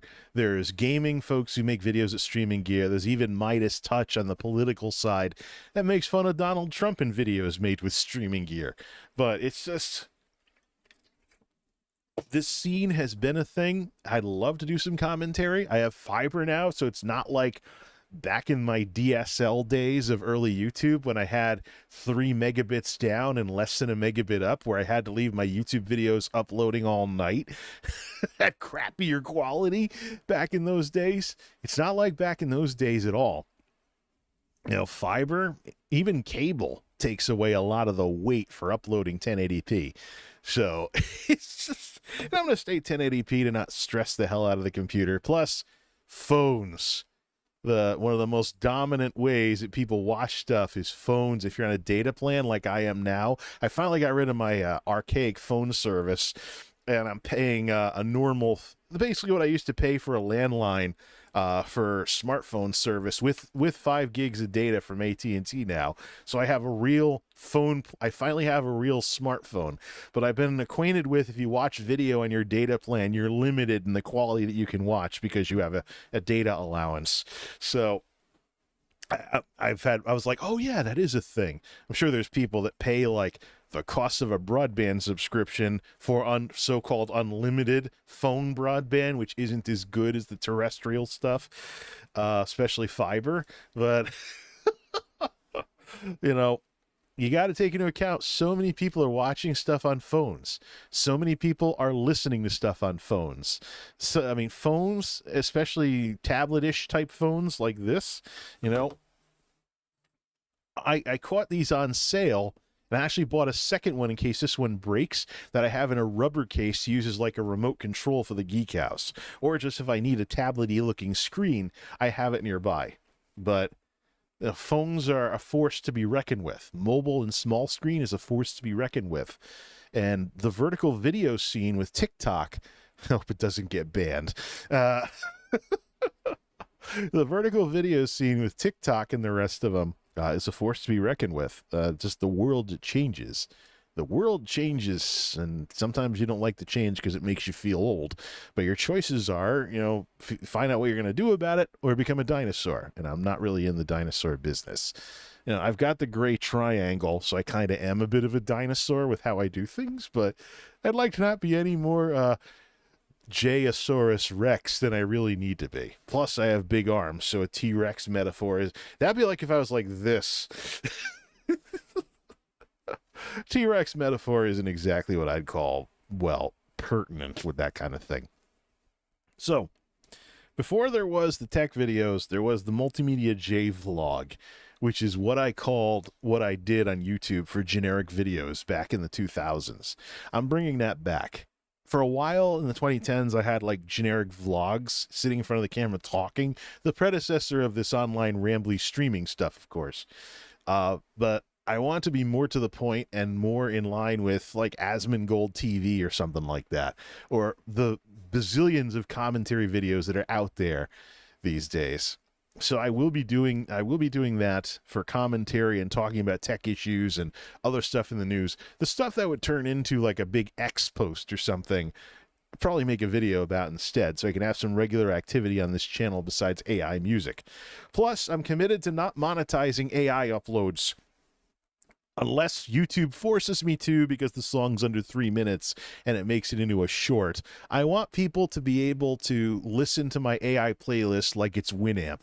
Fire it up, you know, MultimediaWho J and other music, shuffle, repeat, and hit next track. Whatever plays, and listen to it. I want that internet Winamp experience, and I will monetize the videos that use those songs, but not the raw uploads. YouTube forces me into shorts monetization when it's under 3 minutes for the shorter songs, but for the other ones, yeah, I mean, I don't want to monetize every last thing on here. If I get kicked out of the partner program, YouTube will monetize everything and you'll see ads everywhere. So that's something to keep in mind with the way YouTube works with their right to monetize these days. But either way. And then, of course, we'll have the tech videos come back with the Wacky World of Multimedia J, whatever season number we're up to, Project Multimedia 25. Now, I don't like Project 2025, especially the overtime part where they want to make overtime into a monthly thing so your employer can run you into the ground early in the month and then cut your hours later in the month to avoid paying you time and a half. I don't like that. That's the thing I'm most concerned about, but the news media isn't really talking about because they're focusing on other things. But since we're putting up with all this Trump stuff, hopefully the country doesn't fall apart because of his hubris.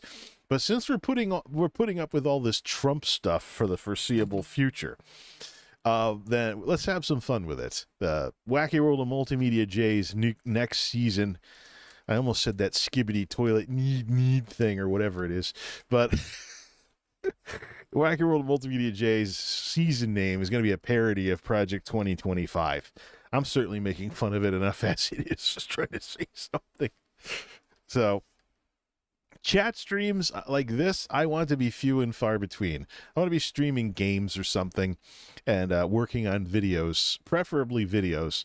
There have been times when I've been rightly called out by people for essentially turning into a streaming channel. As far as streaming goes, too, I might even check out Kick. I've had a Kick page for quite some time, and I've never streamed over there. I think my streaming software would support it, too, if I played games over there. Or double stream there. Twitch? Not so much. I don't feel like getting banned because of something stupid with Twitch. I could multi-stream if I really wanted to. I have the bandwidth to do it, especially at 1080p. I could get the network going. Oh, yeah, and I suppose while we're talking about multiple streams, that's one of the cool things about YouTube is that that channels can actually have multiple streams going at once on here. It's not just like your channel because it's Twitch and you're pinholed into being a personality streamer, essentially. But if you saw the experiment with MultimediaWho Radio, where I played my AI music over actual broadcast software with station IDs and stuff, that was cool. I have a laptop sitting around that I could run that on, and the bandwidth would be lower of my 500 in either direction. There's a couple issues. First off, Frontier Fiber keeps disconnecting on me every other Friday. So it didn't used to be a problem before, now it is. So hopefully nobody's like digging into the glass or something and severing something at the main box or whatever when they're trying to do maintenance. I don't know what it is. It's my first real experience with a 24-hour service like that. So I'm thinking in terms of like servers and redundancy and a lot of IT stuff to do all that. I would also love to put in more podcasty type, not podcasts, but I'd like to have it sound more like a radio station with like news breaks and weather breaks or something like that, or more of a schedule that makes it sound like, you know, music and stuff, or like a proper radio station. But I don't want a lithium battery running 24/7 on an old laptop. Plus, I may need the service laptop for something. So I don't want to tie that thing up. Maybe I could, you know, try and build a low-power broadcasting computer, so to speak, that just has CPU and someone's redlining out there. Let's see. Another genius that thinks their little four-cylinder is a race car just because they can run it at 4,000 RPM, at 4 or 5,000 RPM here. Yeah, it's 29 out. Hopefully there isn't any black ice. People wonder why there's so many accidents on these redneck roads. Local social media. Oh my God, another accident. There's so many accidents. We need cops everywhere. No, we need people to actually not drive like morons. If you destroy your car, if you total your car and you got to keep paying money, don't cry about how expensive the cost of living is because you won't drive right. Whatever. But either way. So, well, yeah, we'll figure this out. I want these chat streams to be few and far between. Want to be streaming games and doing videos and stuff along those lines. What was I saying like 2 minutes ago? To be streaming games and doing... T-Rex metaphor isn't exactly what I'd call more recent for the foreseeable future. You know, this is like Spaceballs. Prepare to fast forward. Fast forward. When will then be now? Then let's have some fun with it. The Wacky World of MultimediaWho's next season. I almost said that skibbity toilet need thing, or get the network going. Oh yeah, and I suppose while we're talking about multiple streams. Okay, talking about multiple streams. So that's what I was talking about. Thank you, DVR mode. So, yeah. I'd like to build a low-power broadcast box with, see how low I can get the wattage without the CPU capabilities dropping into the basement. Maybe even use an Intel CPU, because at the low end, they don't fry themselves quite like the Raptor Lakes did. Get something that can function essentially as a super low-power server that can run that stream all by itself. because I'm not really using a lot of power for the graphical side of it because it's music. So I'm only sending like 4,500 out. I could probably drop it lower too. Send out the minimum bit rate for video and then jack the audio through the roof. Set the system to ignore the limitations of the streaming service. But I'd like to have like OBS, something like that going as like an appliance for the music.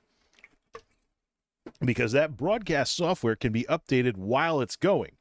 So if I make new AI songs, I could make a network folder that I can drop songs into to add them into the rotation. Same thing if I make like production material for like station IDs or something.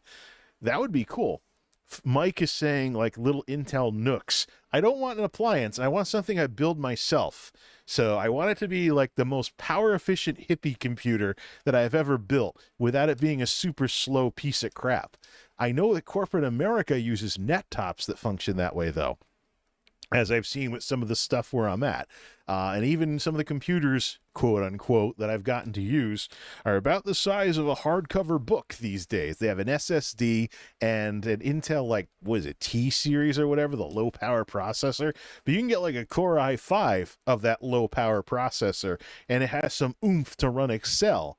I wonder if I can find one that has the oomph to run OBS and the broadcast software. You know, maybe even make it so that it will just start everything up automatically if I power cycle it. And of course, lower wattage will mean when it's on the same UPS as my internet equipment over there, because that's where I'm going to station the thing, it's going to be like a router essentially running the whole thing in the background. Then that would be pretty cool. Maybe it could be something that I could remote into. Set up remote access so I don't even need to keep a keyboard mouse over there.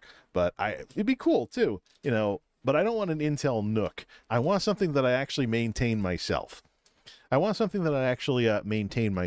would be cool. And stuff like that. So, yeah.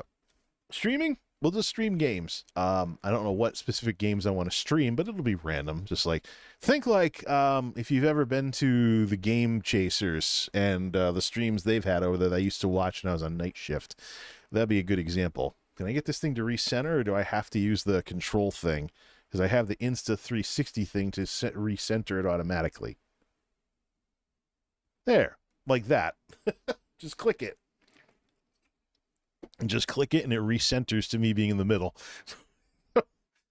I can't use the preview because OBS is taking up the preview, but I like how this looks now that I've messed with the exposure, and I like how it's looking in the YouTube preview as well. Of course, I have low light, so I'm doing like a nightclub environment, but I also have to watch what I use for these smart bulbs too, because by default, it's too much blue.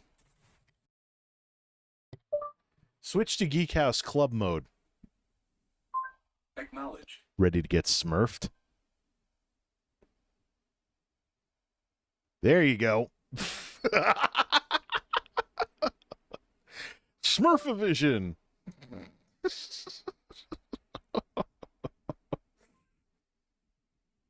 Geek House Club mode activated.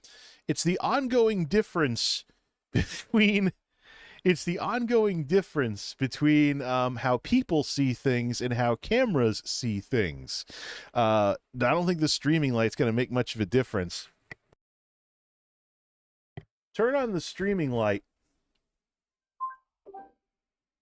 2 lights on. Turn off the kitty light. Kitty light off.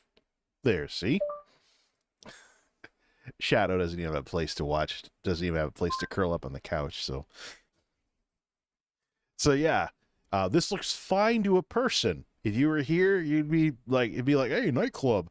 But it looks horrible to a computer, a phone, or a camera. Way too much blue. Switch to Geek House stream mode. Acknowledged. So let's change everything back and hope I didn't just screw up the camera with all this excessive blue. There we go. That's looking better. Turn off the kitty light. Kitty light off. So it's slightly less gray from that bulb that I'm using for what the cat does. Thank you. You're very welcome. So yeah. Geek House stream mode activated. Yeah, I've been toying around with some of the smart lighting settings on here and stuff like that. Anyways, you know, I don't want to be a total narcissist on here because I don't like narcissism. But I want to say thanks to the people that actually watch these rambly pieces of crap. I can't believe I'm actually getting concurrence just sitting here talking. Yeah, there's so much more I can do. I've always been averse to the idea of basically this type of stuff is how the YouTube vlogs used to work in 2006 when people were rambling into their webcams for 10 minutes. And this is like the 2020s version of it. But I'm just happy that people are showing up, man. It's just like, look, this type of stuff is photogenic. It prefers younger, prettier people. Me, I'm heading towards being 43, and I'm buzzing my hair so it doesn't get too hot at work, but I still have the gray triangle. That I have some hair dye that I haven't used yet. It's been sitting there for like a year and a half, but I don't have a super amazing setup. Even this camera, Harris Heller made this camera look better than I can because he has better lights than I do. But I'm trying to go for blue in the background and not turning it purple or gray and stuff.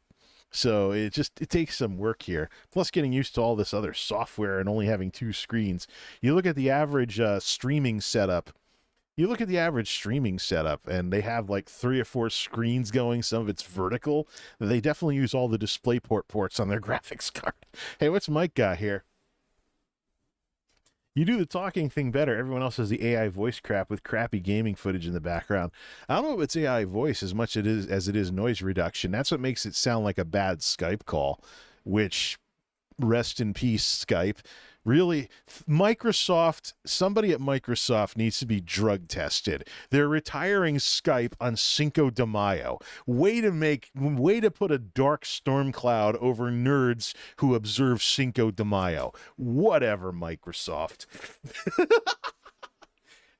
Was anybody even thinking about that when they decided when to retire Skype? Like, just like, of course, I mean, what has Skype been to me? Skype has been the sort of thing that I associate with like prank videos. I used to watch like prank call channels on YouTube where they like prank a pizza restaurant or something on a generated number from Skype. So they used VoIP services to prank call people. That's what I associate Skype with a lot. But I guess it had its day. I guess it really did. But wow, 2 hours of all of this. So yeah. The big thing that's going to slow me down is decluttering and cleaning. I want to get this place more camera friendly because we have Shadow the cat now. I want to be able to make some pets and animals videos. So that's going to require a lot of cleaning and decluttering because I fell behind on that big time during the pandemic. And then last year when we didn't have any trash service for a couple of weeks, so I couldn't get rid of like old sheets and stuff. Like I had this green bed sheet that I wanted to use for green screen for literally years, probably close to decades. I bought it back at my last place. And all that other stuff. I bought it back in my last place, but nowadays you poke around Amazon and there's little like pull-up screens. Where's the phone? Yeah, there's like pull-up screens for doing green screen stuff and things like that. I just remember I used to have fun with that. There was a thing called Ahoy from the Ship that I did in 2006 where I was going to like green screen myself in a Morrowind. That was back during the heydays of like the Venetian princess days, where she was green screening herself into pictures pretending to be royalty from Italy, of course. She was pretending to be Italian royalty, and she got featured on the front page. Now, that video that got her featured, she considers to be her worst video ever, but she does, like, Instagram and, like, decorating stuff these days, because she's 30-something with a kid now. But, where's my Gmail on this thing? And do I really need to use the search box to find it? Let's see if anything's come in. I want to see if anything has come in here. It helps if I type M instead of N. There it is. I just want to see if anything's come in, because there's been other stuff that's been going on here. Let's see. Bar. Let's see if he's sent anything besides blowing up. No, he hasn't. 43 years, my best intentions words never did a damn thing for your mental ass. Let's see here. Your ignorant ass isn't one goddamn bit grateful for. I already said goodbye. I saved the bummed out part of all of this for last. Some of you folks may remember, if you've been following this channel for any respectable length of time, that my dad and I went from father and son to friends, essentially. You know, we had this rapport going. We were friendly to each other and stuff like that for decades. And I knew some people over the past 20 years that were like, you actually still, you got, at least you have a relationship with your father. I haven't heard from mine in years, or he kicked me out, or he was terrible, or something along those lines. But after turning 70 last September, we observed his birthday. He brought pizza up here we chilled out up here because we had the great weather and stuff, and he met the cat and things like that. He brought pizza from my favorite pizza place back in my hometown, you know, and we just had some, you know, we just relaxed and chilled and talked about things. And then he jumped on his, a soapbox about how younger people are going to have it harder. And that includes me. And I just decided I've had enough of the soapboxes against millennials and all our money struggles because things are more expensive than they were in his day. And I reminded him of just how well he's had it because of my stepmother. Because my stepmother is one of those old economy Steven baby boomers. You know the old economy Steven meme where they make fun of younger people because in the 70s everything was less expensive or something? The numbers were lower, but I've actually done the mock budgets and stuff like that with what you would have made back in those days, because all the numbers were lower. What you made was lower, and you know what things cost was lower in a sense because of that. It's just a simple matter of not having had all decades of inflation since then. But as I've been finding out more recently, because the landlord of this place raised the rent, takes effect on April Fool's Day, oddly enough. He nearly broke his business trying not to raise the rent during all the inflation we've had in the last couple of years. So here I was celebrating finally being able to live like a normal person since paying off my student loans. And he's all but eliminated most of what I gained when I paid off my student loans. So fortunately, he doesn't raise the rent every year, only when things start getting bad on the business end. So what I have right now might be the case for years. My concern is that rent costs are driven by things like insurance costs and tax valuation on your properties. So there's a thing going on. Connecticut has had some big revals going on in this area and also other parts of the state. My folks were hit by it too. But you're talking about like a house that would have assessed at $100,000 for taxes. The real value's higher, of course. Now assessing for like $150,000. It's just like, it's crazy because any of us with any common sense know that what's going on is we had all the inflation from COVID in the last couple of years. So, let's reval everything, which jumps your taxes up and stuff like that. And then things stay high while the economy's going the other way. When's the next reval? Maybe it'll be when things are lower, but you're going to get ripped off for years. The little guy is going to get ripped off for years. And I'm also talking about like mom and pop landlords, not just renters and tenants like myself. But in this day and age where private equity is buying up rental houses and turning them into rentals and stuff like that, private equity is trying to get all the little guys out of the market and corporatize everything and take even more of your money from people who don't care because there's shareholder value and paying off leveraged buyout loans involved in you renting a house or an apartment even, assuming you're not stuck renting a room in an apartment with somebody else who's getting ripped off. But this systematic gentrification of housing, it's enraging enough as it is without it being a punch in the gut with the numbers and stuff like that.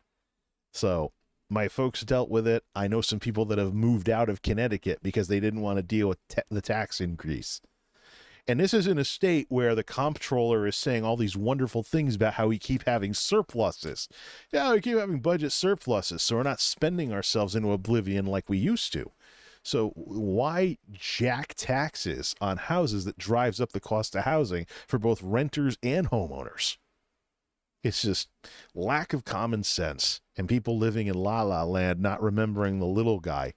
So I don't know how long I'm gonna get ripped off because of the rent increase, because things were revaled and stuff is very clearly taking advantage of the inflation of the past couple of years until it gets brought back in line if the economy slows down. But I don't know how long that's going to happen. But it's just, I'm at the point where I want to get out of console gaming as much as possible. Mostly do PC, maybe like the Xbox or something, keep it and stuff like that. But get out of console gaming so that, and get rid of most of my stuff so that moving is easier. So if I have to go from this place to like renting a room with somebody somewhere, it can be a thing pretty easily, and I can move myself and not have an issue. The experience, look, I've been dealing with anxiety and depression a lot over the last probably 10 years or so. Usually the anxiety and depression is caused by crap that's going on in the world that I know is going to affect me and impact my ability to have any semblance of a normal life. I'm sure a lot of you can relate with how our generations have been ripped off royally by people who jump on their soapbox and preach to us about how we're not good enough because we keep getting ripped off and set up to fail. We have to view things like homeownership and retirement, and in some cases, even having your own place as a luxury because of what's happened to us. But going back to the situation with my folks, my stepmother is one of those old economy Stephen baby boomers. She put herself through college and bought a house in the 70s, and she's the original owner of the house that I grew up in. I checked the real estate records because my dad jumped on his soapbox shortly after turning 70 about how younger people are going to have such a hard time, blah, blah, blah, blah. And I decided I wasn't going to take it anymore. So I told him I didn't appreciate that and that he's not in a position to be judging us younger folks because of the situation he's had with my stepmother for 30 plus years, probably 35 plus years at this point. Actually, I think it is 35 plus years. Like I said earlier, the American dream is stability, and she represents a ton of stability in his life that otherwise would not have existed. And she won a ton of it for herself. Oh, but we're splitting expenses, he'll gladly tell me. Yeah, she's probably one of the best romantic partners he could have ever split expenses with. She has a house that was, mortgaged up in the 70s, and then all these numbers have gone up in the 80s, 90s, and noughties. Well, she had a solid job in our defense industry for decades. The whole time we've known her, so that is decades, until she retired. She did very well for herself, and we're lucky, both of us, myself and my dad, to have been able to, work with her all those years and live with her all those years. We're extremely lucky. I was thinking about that in the midst of this because this is my dad, despite lecturing me for years about how I need to give my stepmother more credit for what she's done. I'm doing it now because I'm older, wiser, and think about these things. And I've been chewed up and spit out by all the crap that millennials put up with. In terms of it's a luxury to ever own your own home or have any decent jobs. And what about the devaluation of tech that I've watched since graduating college for the last 20 years? We've been downsized, treated like garbage, contracted out, and cheapened for decades now. And now AI is going to finish us off. I was looking at tech opportunities up in Massachusetts a couple of years ago. There were lots of them. Now the only thing that's left is training AI. There are some AI businesses moving in Massachusetts up in the tech scene, unless there's a bunch of hiring freezes going on because of the state of the economy with people not knowing what the hell Trump's going to do. What used to look like a promising tech scene to try and attract down into these woods, now that we have fiber internet, is now just AI. Of course, I play with AI enough that I would love to do it professionally and help advance this technology forward in the day and age where it's up against this giant witch hunt from people who can't get with the times. But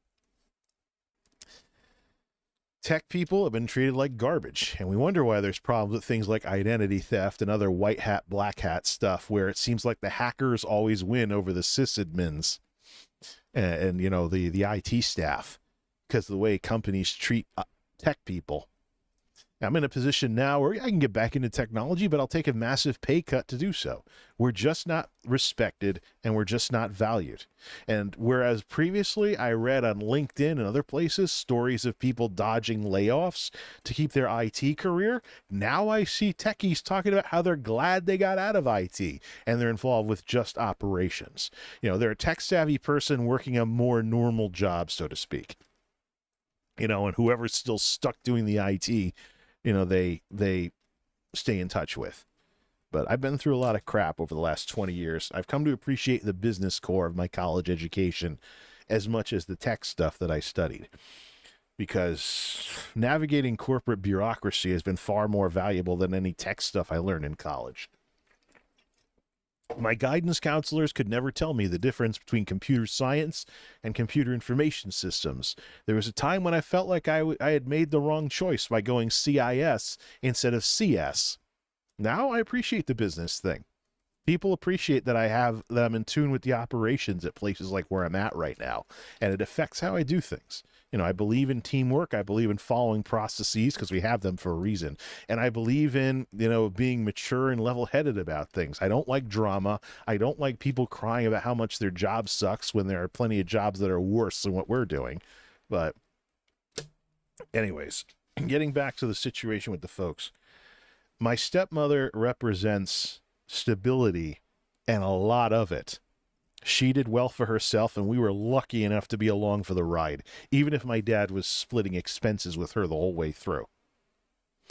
The rent that he paid to her to keep a roof over our two heads is probably better than what he would have gotten from landlords, especially as the rental scene corporatized. And now we have collusion software being used by private equity landlords to jack your rent as high as humanly possible and streamline the legal parts of the eviction process so you can be thrown out like last week's garbage if, you know, it's just the human side of business is something that business has always struggled with. And now that is the simple idea of housing, keeping a roof over your head, is now being caught up in this crap.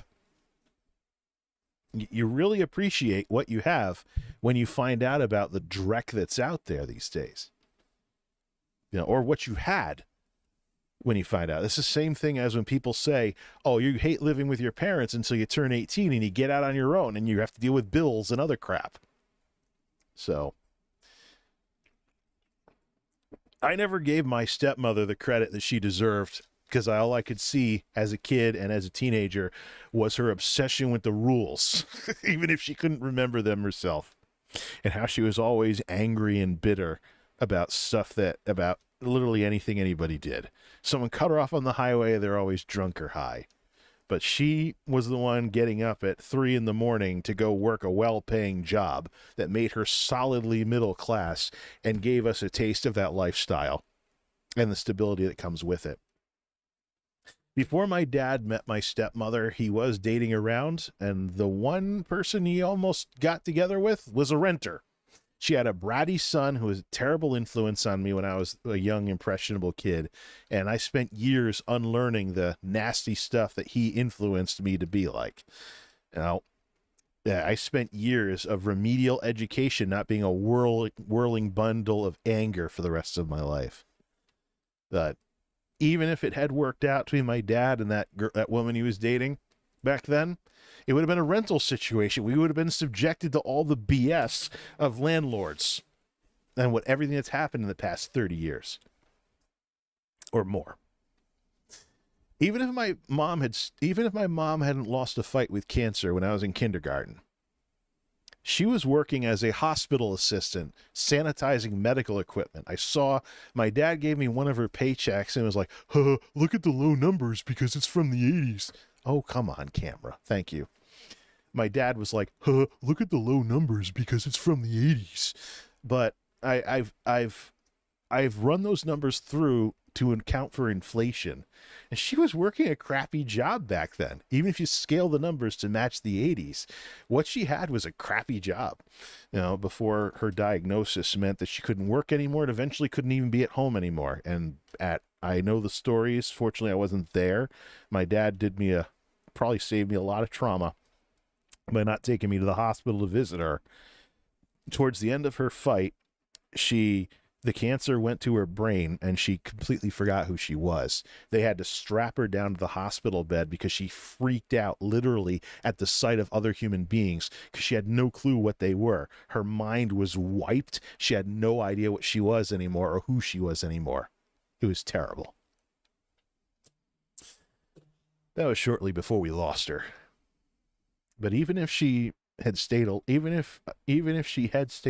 though, my parents, now that's the reason why I use folks more than parents, because it refers to my dad and my stepmother, as opposed to my dad and my mom. My parents were in a trailer park. We were renting in a trailer park. Meat cutter plus nursing assistant, unless my mom went to school to get more into healthcare as a nurse or something. I don't know. I don't see how things would have gotten much better. It took me I think, when it comes to nodding my head to my stepmother, despite her issues, it took me way too long for me to appreciate the stability that she brought into the life of a troubled child like me and the situation with my dad. And now that I'm giving her credit, my dad is taking it as this personal insult of sorts. Oh, come on. Give me a break. So yeah, we're not on speaking terms. And until he decides to chill out and be a bit more civil about things, this latest blow up that led to the nasty stuff he's been telling me before we went no contact again was because I settled down and tried to patch things up and found out he didn't. So it's basically just me now. I'm all alone. No real family around here, no real friends. It's nothing I haven't dealt with before because most of my life I've been an unpopular pariah. I've been an unpopular underdog who has to fight for what little I managed to get. Had that dream when I was like 6 years old, like it was like 5 years, whatever, of everybody turning into angels around me and flying up in the air while I was stuck on the ground looking up at them. If only I knew how much time I'd be an underdog. I've been an underdog pretty much my whole life. Always having to be a come-from-behind winner. And what I've managed to accomplish has always been through great adversity. Because I've never been popular. I like to romanticize back when I had a normal family, which is up to kindergarten. When I had a mom and a dad, and I was able to go home after school and not need a babysitter, The nuclear family. We were in a trailer park, but we were still an old-fashioned nuclear family. But I can't romanticize that just because there was super happy music on MTV back in the days of the hair bands. Something not conveniently, but something I keep forgetting and I have to force myself to remember is that even before Mom passed away, the kids were brats where we were living. Horrible. Here's what happened. I was a little kid driving a big wheel, riding around on a big wheel. You know what those things are, right? Those little plastic tricycle things with the plastic wheels that can't go on anything but tar. We had a dirt driveway in the trailer park. So I'm here, your weight's in the back, there's no weight on the wheel that you're pedaling to try and go forward. You can't drive that thing on dirt. You can't even drive it on grass either. I'm lucky I could even move the thing as a kid. I don't know why my folks got it. Whatever. I had it somehow, but all the kids had bikes. And what they would do is I'd be there spinning my little tire and screaming my head off while all the bratty kids be riding circles around me, making fun of me because I had a big wheel and they all had bikes with rubber tires that could actually drive on dirt. Eventually, my parents caved and got me a bike. And guess what the bratty kids did? They stole it out of our yard and threw it in the pond. My dad had to go with his fishing pole and stuff to fish it out. Lovely. Yeah. I can't romanticize the last time I had a normal childhood. It wasn't all that great either. Probably wouldn't have gotten much better if we had stayed there. We come to Connecticut. My dad dates around a bit. We have the run-in with the bratty kid and the woman he almost dated, or he almost got together with but didn't stick with. He meets my stepmother. We get out of that trailer park. We come down to Connecticut. I actually get to grow up in a normal house. And it's stable and steady. There were layoffs after the end of the Cold War, but fortunately my stepmother was never in them. You know? So I got to have a somewhat normal childhood, living in one place, going to one set of schools, because of what she managed to accomplish for herself. And it took me far, far, far too long to appreciate it. It took me far, far, far too long to appreciate it. Let's continue the story about underdogs. I moved down. We came to Connecticut. I had a Massachusetts accent because my mom was originally from Massachusetts. Pharmacy was a 2-syllable word. I call it the pharmacy or the palmsy if I was not slurring, but if I was flubbing my words too much as a little kid. I had the accent. Got made fun of for it. I wasn't from around here. Got made fun of for it.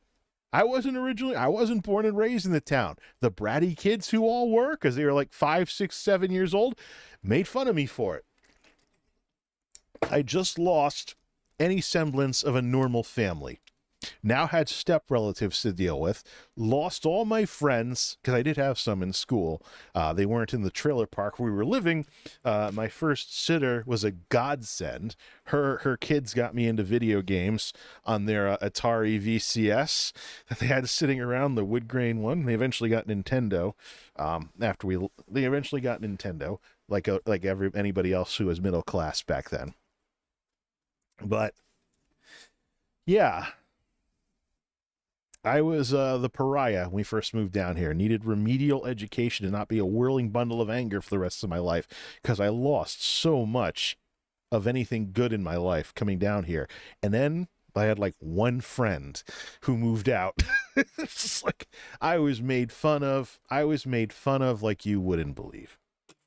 And it took years of remedial education for me to not be a whirling bundle of anger for the rest of my life. And by the time I was getting out of elementary school, I was feeling very, very guilty for how I had treated others.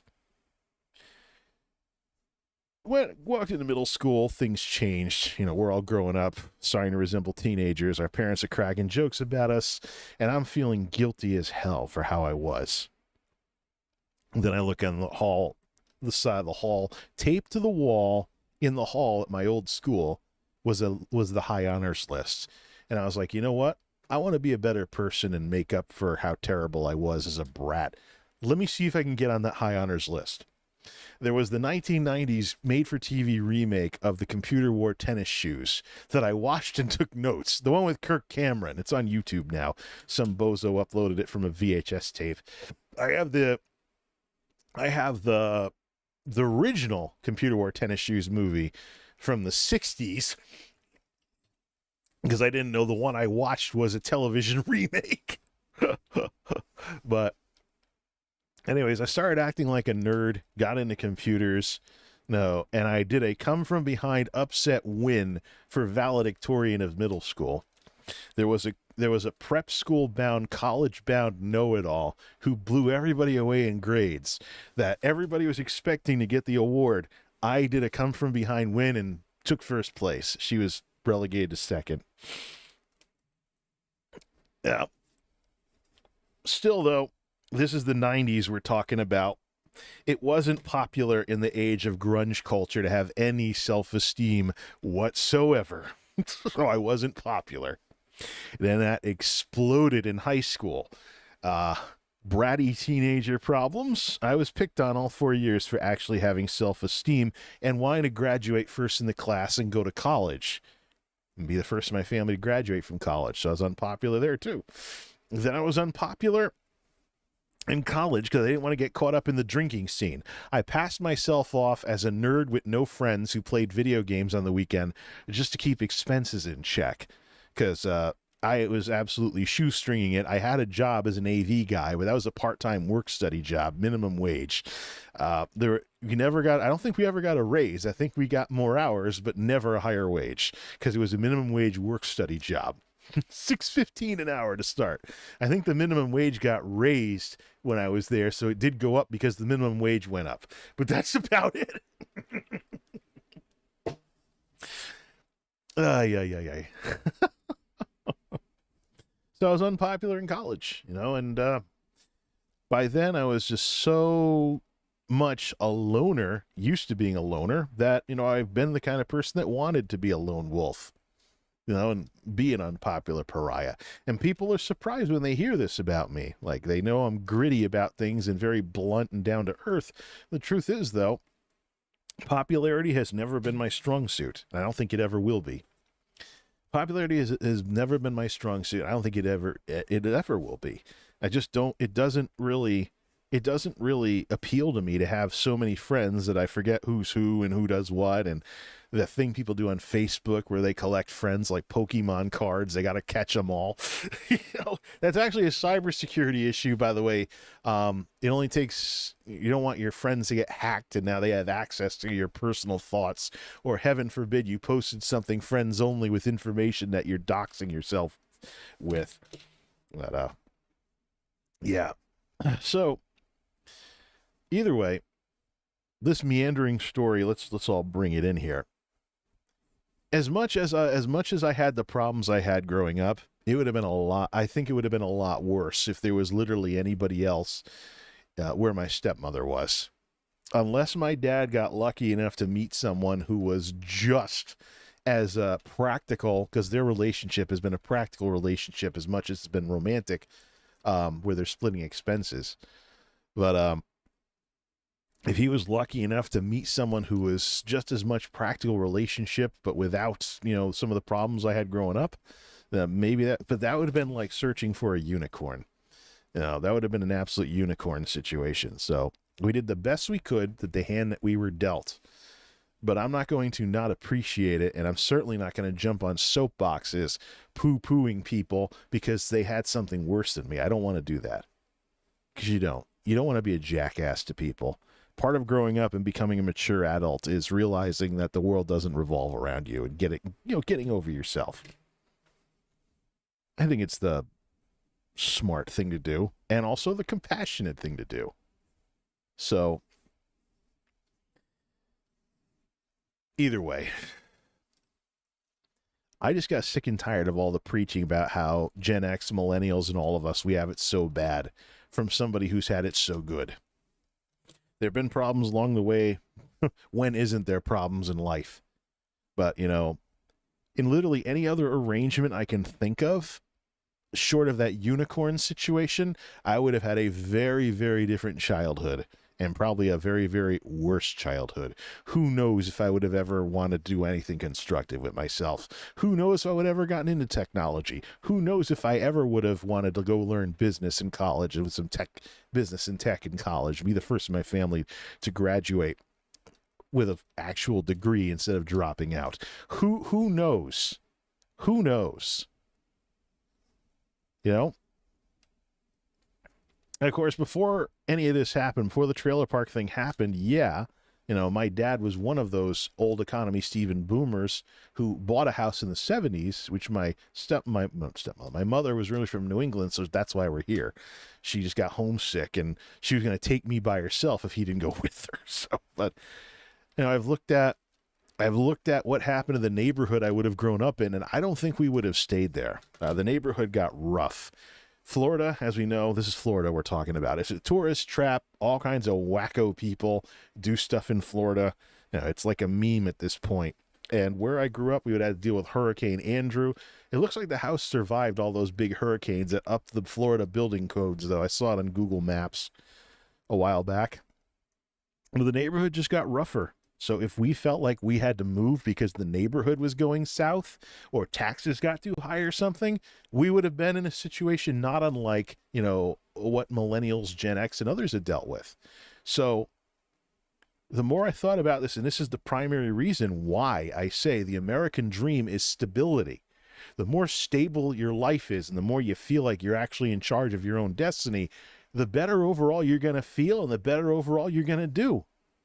Because when you don't have it, that's when you stress, that's when you get anxious, that's when you run yourself into the ground. That's where, you know, you have situations like, I mean, I'm old enough as an elder millennial to have seen people in my generation grind themselves to death, working multiple, maybe not entirely, maybe not, you know, grinding themselves to death, but running themselves completely into the ground just to have what their parents had. Just to have a house, just to have that magic word, stability, for their kids to grow up in, just to be able to afford to have multiple kids. So much crap that should be banal, mundane, and everyday in our world today has quietly turned into a luxury. Having a decent job, having a house, having a car, parts of what would have been considered the American dream. The only American dream that really exists for us these days, stability of literally any kind. And I think we can do better than that. Just if I sit around brainstorming, you know, I think we did well for ourselves, despite the hand we were dealt. So I'm not going to not give my stepmother credit for what she's done. It took me an extremely long time. And it took an extremely long time for me to finally smarten up to it. But I'm giving her the credit. And if that costs me my relationship with my father, because I accept this more than he does or whatever, so be it. Part of growing up is getting over yourself and realizing, you know, no man is an island. At some point, you are going to need to work with other people, understand other people, make deals with other people, make compromises with other people. The sooner you stop being a jackass, the better things will be. Let's catch up on the chat. Mike's been talking about some stuff. Yeah, sorry to hear that with your parents. IT jobs I can walk to, and that's what I'm grateful for. Yeah, that's the thing. It's whatever we have, we got to be grateful for it. There's no guarantee we'll have anything. We were told fairy tales when we were growing up about how we'd have this Disney princess life where, you know, our education and our diplomas was the Prince Charming that we'd live happily ever after with. But I mean, the world was conspiring against us even then to just destroy that for us. It's nuts. Absolutely nuts. And that's what we've seen. Yeah, I graduated magna cum laude, for Pete's sake. And then all the jobs went to India. And then I kept, thanks to the rise of social media, I found out that, you know, the not Charlie Brown childhoods, but the you know, happily ever after stories of many of the people I went to school with didn't pan out. There's a guy I went to school with, computer information systems major. He was ROTC, went into the army, served in Afghanistan and Iraq, and the PTSD screwed up his head. I don't think I could even have a conversation with him anymore. We would have been friends. We were friends at graduation. We were friends at college graduation. We respected each other despite our decisions to go boots or shoes. I don't think I can even associate with the guy anymore. He's too far gone. Fighting the Taliban and GWAT screwed him up for life. His Facebook post certainly showed that. Another guy, I mentioned the guys with the corporate suite. You know, they looked like they had it going on. Then one of them moved out, and their apartment situation severely downgraded. And it's before we start talking about did they get married and have kids. You know, then they would have had to have settled down somewhere, unless otherwise you're looking at like a 2-bedroom apartment, and those are the sorts of things that landlords love to make extra money on, to subsidize the limits of 1-bedroom apartments and how many jobs people can have. That happens in my town. Always a substantial jump from 1 to 2-bedroom, but when you have a kid, now you need a 2-bedroom apartment. It's wild. See, friend of mine in college. He was a firefighter. He got his degree. He got some skills. He worked in IT for years. Then I found out years later he'd gone back to being a firefighter. I was like, why are you a firefighter? It's just... I think he got back into the industry, though. Now he's happily married. He's happily married. And then that's assuming you have your health, which is something else you can't take for granted. Guy I went to school with, not IT, but we lived on the same floor. If you do social media at some point, we've probably all done it. We're like, I wonder what happened to this guy. And we type in, ooh, the camera didn't move when I did that. And we type in the name of someone we used to know. Like, I'm just going to see what the hell happened to him. Yeah. This guy that we lived on the same floor in college, chattered, had some fun, blah, blah, blah.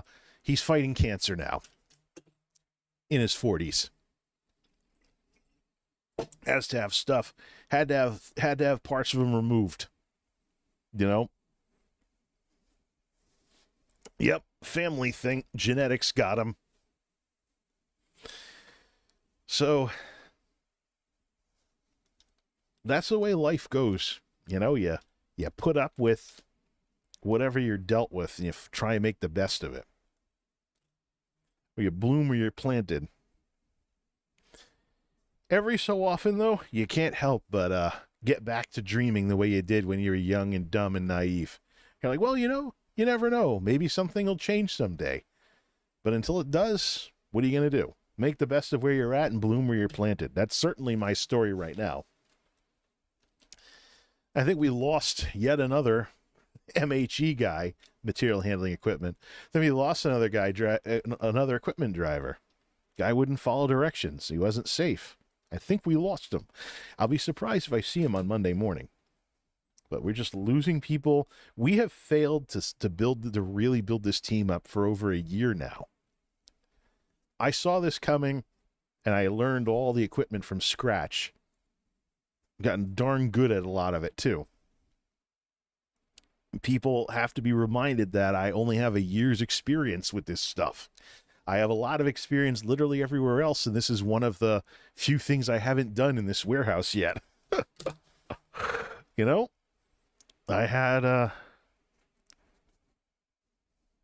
I saw the need, and I wanted to do something about it. But I'm still getting fed the stories of do what's best for you, make yourself happy. My life hasn't been that. My life has been bloom where you're planted. And I'm sure a lot of you can relate. People fill your heads with fairy tales and stories about some Disney movie of a life you're supposed to be living, and somehow you're less of a person because you're not. Until you're like, you know what? I'm actually realistic. I am actually realistic. And I'm making the best of the hand I've been dealt. Nobody's perfect, we say. But then we suddenly expect our lives to be perfect. Why? Nobody's perfect. We suddenly expect our lives to be perfect. Why? If nobody's perfect, neither are our lives. The end. Stop with the... And of course, there's an entire cottage industry of people writing motivation books that will very, very, very, very, very sharply disagree with you and block you on X and social media because you dare to be realistic. But I don't know. We're at 2 hours, 45 minutes that I've been doing this stuff. So let's just say, let's continue blooming where we're planted and being grateful for what we have. And don't be a jackass like me and not give people credit for literally decades. It took me a long time to finally give my stepmother the credit she deserves. But don't let yourself get in this situation. I don't know if I'll ever patch things up with my dad, or if this wasn't some bridge-burning campaign because I'm going to be gone soon, so let me make people hate me so they don't miss me as much. I don't know, and I don't care. It's not about him, it's about me and what I do, being responsible for what I have to deal with. Yeah, I got over myself. Life is about more than just me, but that doesn't stop me from being responsible for what it is that I do, for what it is that I do with it. So, corporate nomad it is. I want to be primarily a PC gamer. I want to get rid of most of my stuff so it's easy to move. We'll figure out the computer situation with the project computers when we get to that bridge. We'll figure out how to cross it. But I want to get back into commentary videos with the vlogs, and not like the old vlogs from the 2010s. I want them to be similar to like Asmongold TV or the old Tech Syndicate update videos and stuff like that. Make heavy use of AI music as a resource to make my own custom soundtrack, including instrumentals, so that the YTAL is now a moot point. Use YouTube Content ID to test the copyright matches for whatever gets generated from Suno and Udio, probably mostly Udio, and see how all that works, out. And of course, tech videos, bring them back, find better ways of lighting them. I like how this looks. And I like that picture I made that finally updated my Multimedia J picture for the first time in a decade with more modern 2020s technology. As long as I don't get like Cave Johnson, where I go from young hotshot to like screaming about, when life gives me lemons, give the lemons back. Either way, to those of you that tuned into this meandering update thing, thanks for watching, however little you watched or listened to. Now, I want to see how good this thing works. How well do these 8-bit-do conversion kits work? Let me finish charging this thing and actually check it out versus its Hyperkin equivalent. Certainly have plenty of SNES games through both emulation and compilation games that I can test them with. Till next time, this is Multimedia J signing off. Thanks for stopping by.